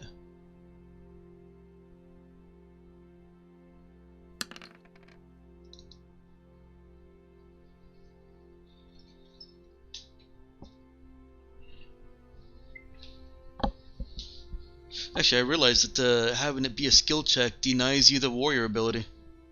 Yeah.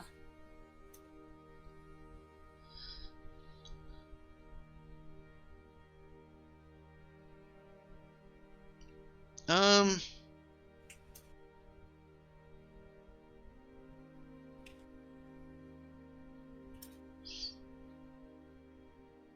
Oops. Did not mean to click that.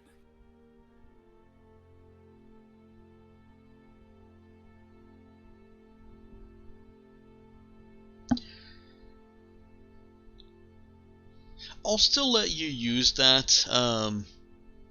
If you're just trying to completely end this, I'll basically Yes. let you expend that, and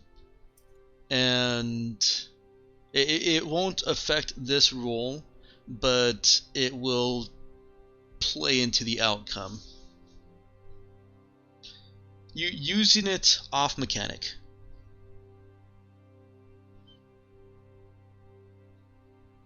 Okay. So did you want Basically, she is tired of this clown. to? Mm-hmm. She doesn't want anyone to, and you know, he's going to cause a mass panic, and she's not having any of this. Okay. Yeah. So I'm not going to tell you the mechanics of it because I'm kind of going on the fly there. But yes, I'll let you use that and tell you that the result of using that is that you would simply end this particular conflict, as opposed to potentially having to continue with other roles. Okay. So you want to use that? Yep, she is going and Okay. get him trussed up. Okay. I'll let you describe how it all goes down, but through some fancy maneuvering and combat strikes that she may not even have realized she was just didn't know that she was capable of or knew how to do. He is completely knocked out. Whether that's what she had intended to do or not, it's what happens. Oh, he's unconscious. Okay. Yes. So how does that go from a large barrel of a man barreling towards her shuttle to, well, he's unconscious now. And can't cause it. He can't cause panic.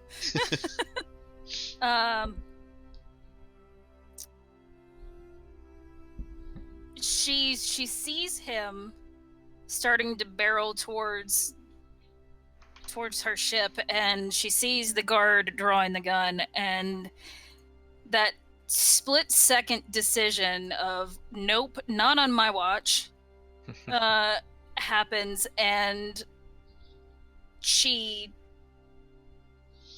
charges through the crowd,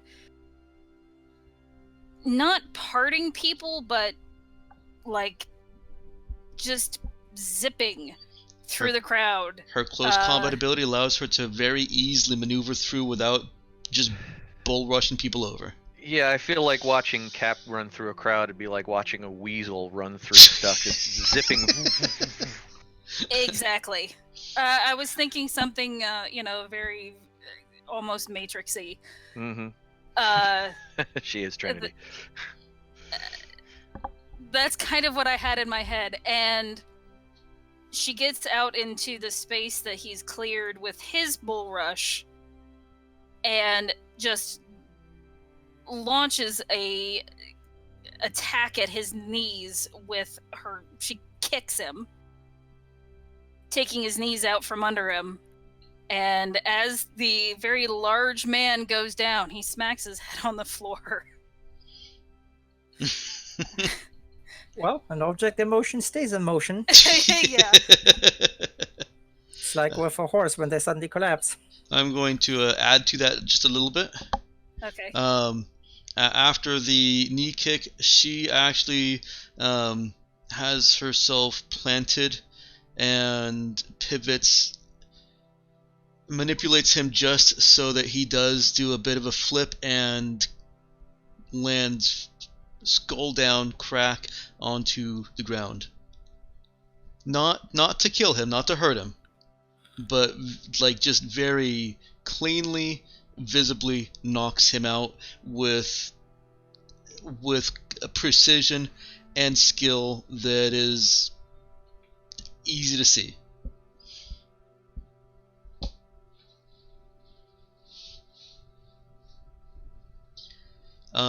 The starport just kind of quiets.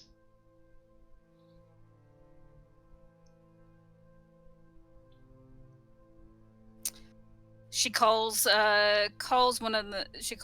for a medic. One of the culture team rushes over and she checks him, stands up and claps, and people near him and who were getting tired of his loud bolstering and yelling, Cap is getting the round of applause. She has him taken care of by the culture team. She's like, make sure he gets on the shuttle he needs to get on, but make sure he needs to stay quiet. We might slip him one of our sedatives. I think that would be a wise idea. I really don't want to have to do that again. Some random person that is close enough to overhear this bit, says, "I do." Cap will just look at it, just look at them, and just kind of like raise an eyebrow, just a tiny bit. He just drinks back a little bit, says, "Oh, that was awesome."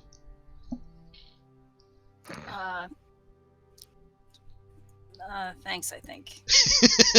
And she's like, all right, we got to get back to work and get people in these shuttles.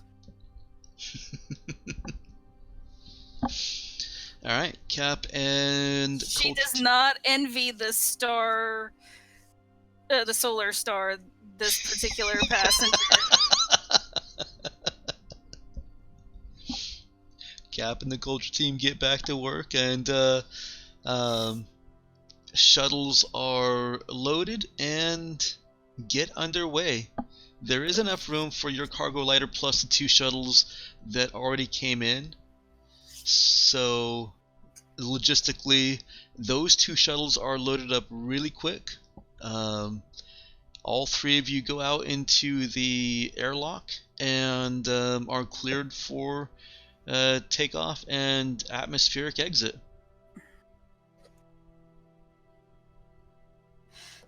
3 down, a couple more to go.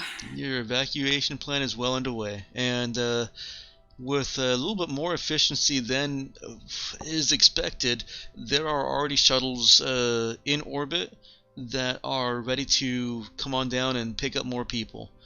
They're not cargo lighters, so they're able to move faster, but they're not cargo lighters, so they're not able to take as many people. That's okay. But it's still, things are moving along. And that's what we need. And speaking of moving along, going on over to Dude. Hopefully that earned us some brownie points. Dude treks the long haul all the way down to the last blast door that he suspects is standing between him and Colleen. It is, of course, closed. Well, yeah.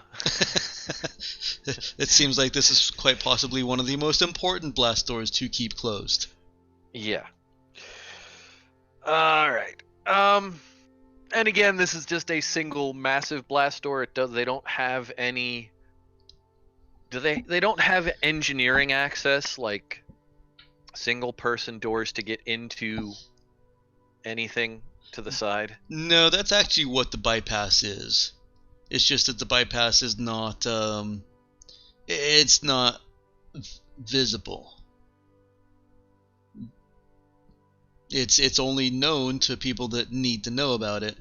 Mm-hmm. So there's only the blast door and wall separating you and residential.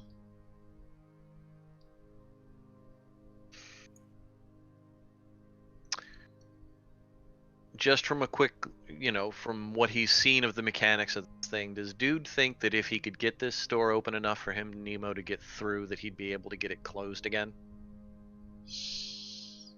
I mean, are these things hydraulic? Are they weighted?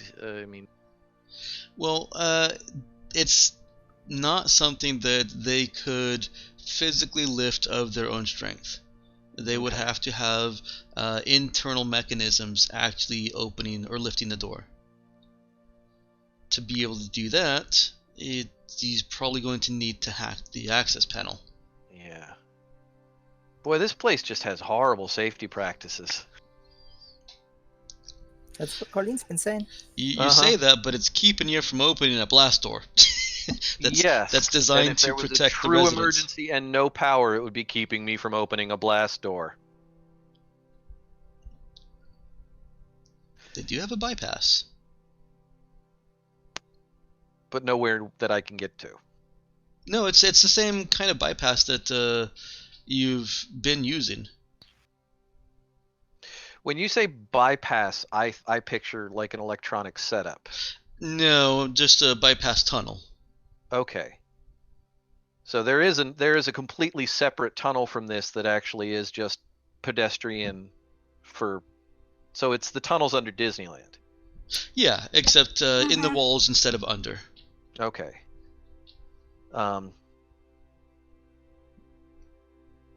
Is there an obvious entrance to that anywhere nearby? Or They're not obvious. The only reason that Yeah. dude knows about them is because Dylan knew about them. You've seen them Right. in use, and Mhm. you've moved through them to get past that first blast door outside the starport with Okay. Castan. All right. Using that knowledge, does he think he can find one for this door? He does think that he can find one for this door. In fact, he's seen enough of them now that he can identify it easily enough. All right. He heads in. Let's see what he can, if we can get through this. I does still have to. It's not an open and unlocked bypass. Yeah, I kind of figured. But so this is something he could physically get open without authorization. He could try to not hacking obviously, but he could try to mechanically cause it to open.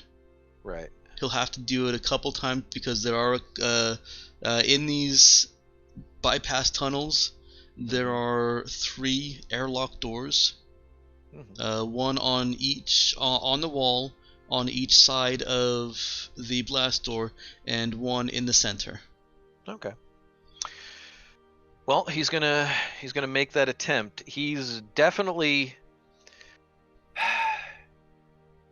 he knows that Colleen was unsuccessful in actually doing the thing that they were worried about, killing all the people. He's gonna try and prioritize opening the door and keeping it functional and closing after him. But if that is a non-starter, his first priority is getting the fucking door open. Okay. Well, that's gonna be a fixed roll, and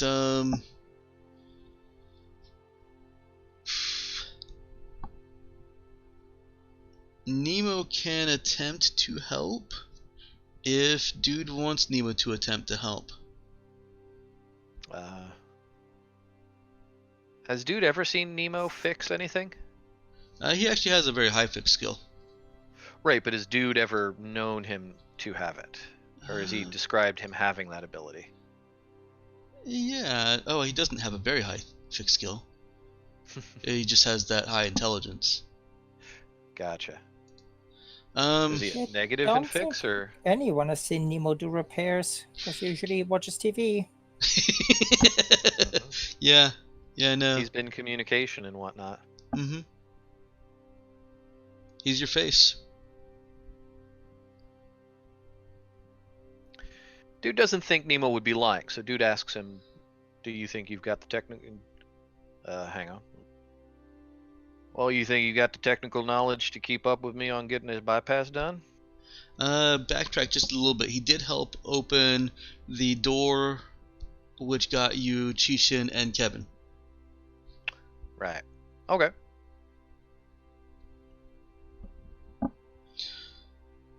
So he has shown some. Oh, dang it! You know what? He didn't. He was a cheerleader on that. Yep, I was gonna say. I Okay. remember him being there. That No. was Yeah. dude and Colleen. So yeah, I mean, dude doesn't think he'd be lying, so he asks him directly, does he think he could? Do you think you can actually, you think you got the knowledge to make this action an actual help, or what? Because I don't need you in my way. This is like your cousin, isn't it?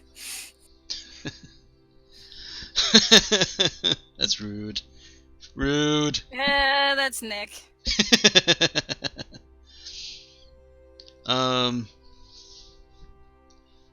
I'm going to say that Nemo assesses it and thinks that with the complicated task that dude is taking, is attempting, that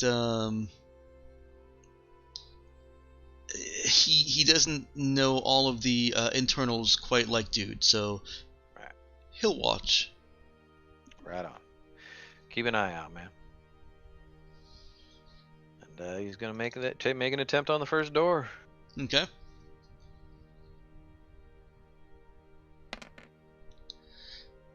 All right. All right. He is able to short out something in the door. He's not able to leave it fully functional. But it opens. Alright. And he's got 2 more of these to do. It took about 5 to 10 minutes for him to wrangle that. Fair enough. And he can use the same technique for the other 2. Unless he wants to try and leave them functional. As you can see by your roll right there, it is a very high difficulty. Yeah, I mean,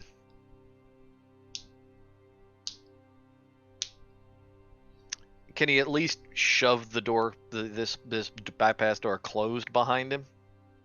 Not No. sealed, but just. They're pretty heavy too. All right. Dude's on a mission. Okay. Open. Okay. He has broken away through into the residential area. There are plenty of cars here. Oh yeah. And I'm assuming they probably put some sort of, everybody stay in your home signal out, or are people actually going about their day in here?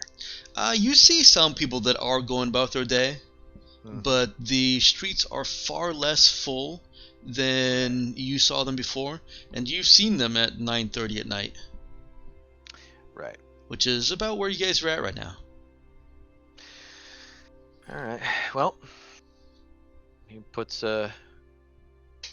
tells Nemo to stand right by the door, so he's sort of blocked from the general pedestrian view, and gonna hotwire another car. Okay. I'm not gonna make you roll for that. Oh, as I'm about to click. Nah, you're fine. Dude hotwires another car. Alright. He's still got Colleen's location on the comm? Yes, he does. Alright. Get in, man. Let's ride. Alright.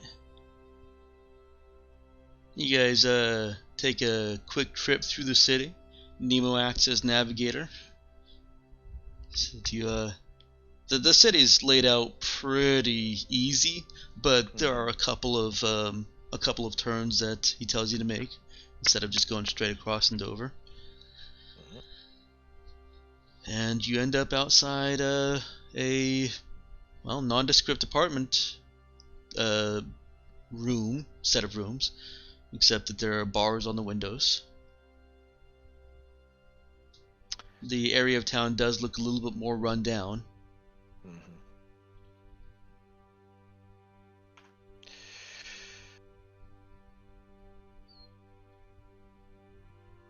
What does dude do?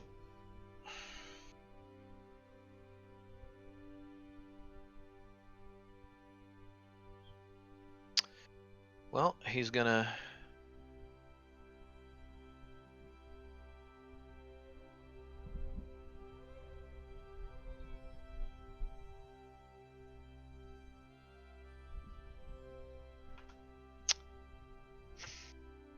try and park in a, slightly out of the way. Once he sees which building it is, he's gonna try and park in a spot that isn't immediately visible. Okay.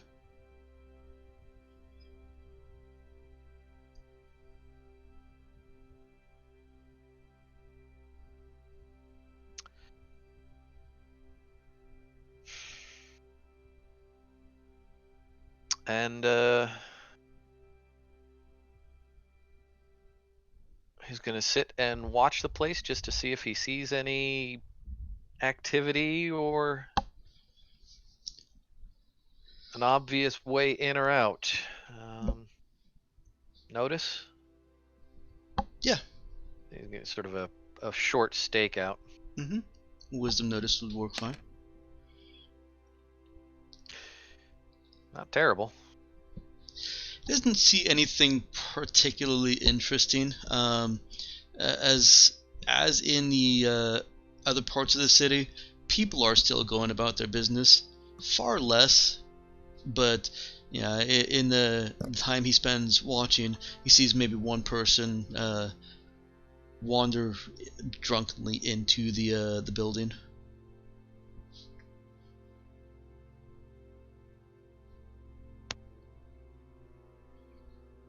Or rather, into their particular apartment.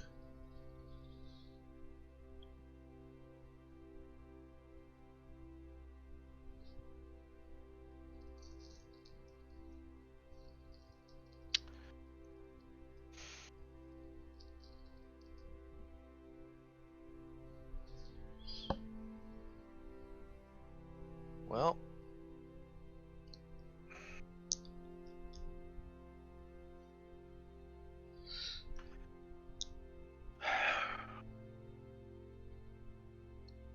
he pulls open the backpack with the gun drone. Mm-hmm.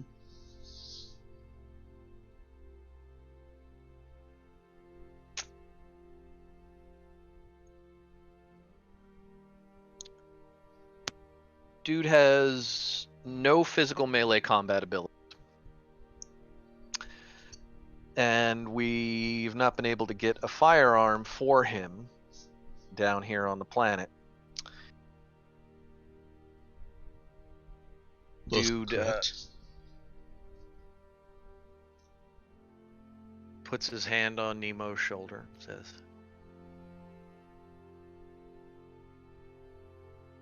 "All right, man. If things get hairy, I'm no good in a hand-to-hand, but I can pilot this drone. I've seen you tear things apart with your bare hands, and I know you can talk to people. I'm going to trust you to head over to that building and see if we can get our crew out. If you can talk her out, right on. If it comes to it, I'm going to be flying that drone right behind you, and you tell me when to start shooting." Since dude helped build that drone, it has an observation suite, same as Alexa. Okay, I was going to check that. So it does have the scan through walls ability. Mm-hmm. Yep. All right. UV, IR, absence of light, sound sensors. All right. Well, then he's going to recon with it.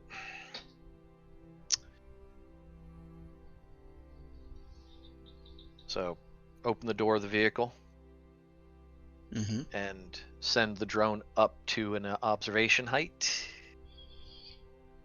and give a scan of the building.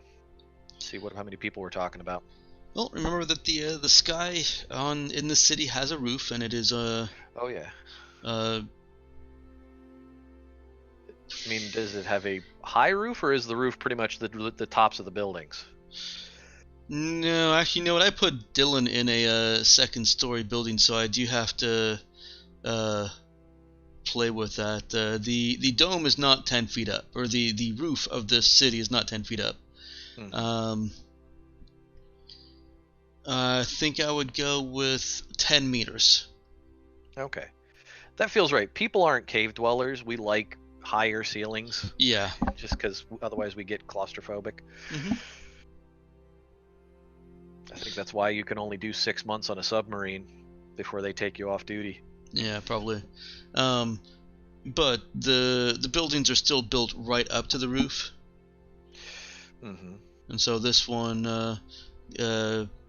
according to the tracking blip, Colleen is on a ground level. All right. It is easy enough for the drone to scan through the walls. And here. Is the Colleen's tracking blip exact? Is the resolution on the location exact enough that he can use what he's getting from the drone to triangulate to who in the building is Colleen? Um, I mean, it has infrared. it does have infrared. You don't need the tracking blip to be that exact, because using infrared, you can see from size differences. Okay. One of those is Colleen. All right. It's the one laying on the couch. Well, does the body heat indicate a live body? It does.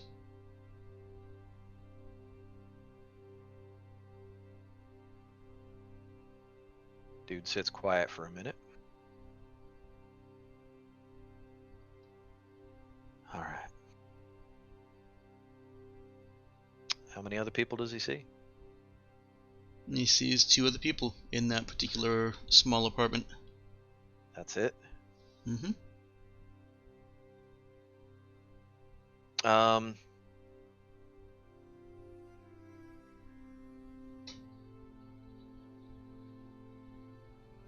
Would we have put armor-piercing bullets on this gun drone? Nope. Are they high caliber or low caliber? I mean, this thing's small. Your standard submachine gun. Yeah. Okay, so pistol ammo. Window? There is a window, but the blinds are drawn. All right. But bars or just window? Barred window. All right. Bars like an inch between each bar or like 6 inches between each bar? 2 inches. Okay.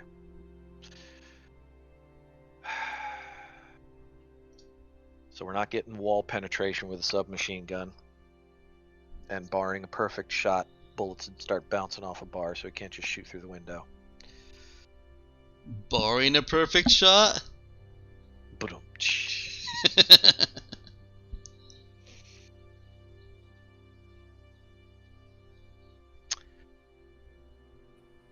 mean, in all fairness, you could set up for assassinate. That I don't remember exactly what that entails in this thing. I've got to. Couple of minutes to line up that perfect shot. No, you have to be able to see your target clearly enough. I'm gonna say that the even with the drone's sensor suite, with the walls in the way, with the bars in the way, you won't be able to make an execution attack. Yeah, I kind of figured.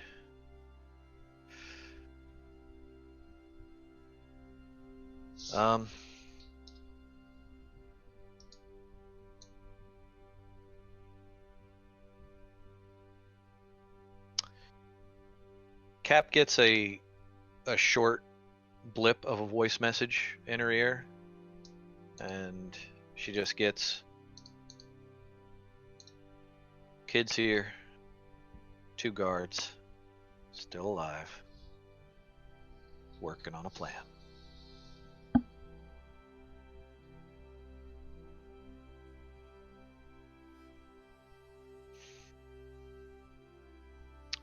Is the drone too big to fly through a door?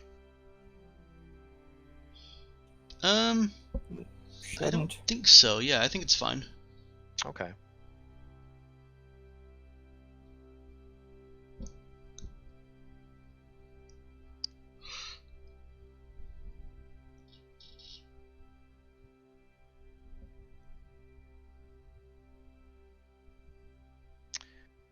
Is the imaging resolution enough to know if there's any walls between the front door of this place and where Colleen is?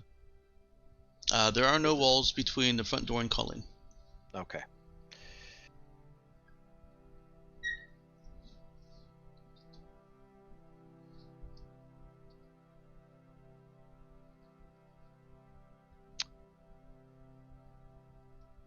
Dude looks at Nemo. All right, man. Here's what I got. You tell me what you think. What you think? You walk up to the door. I fly the drone right behind. You get him to open the door. I fly the drone in.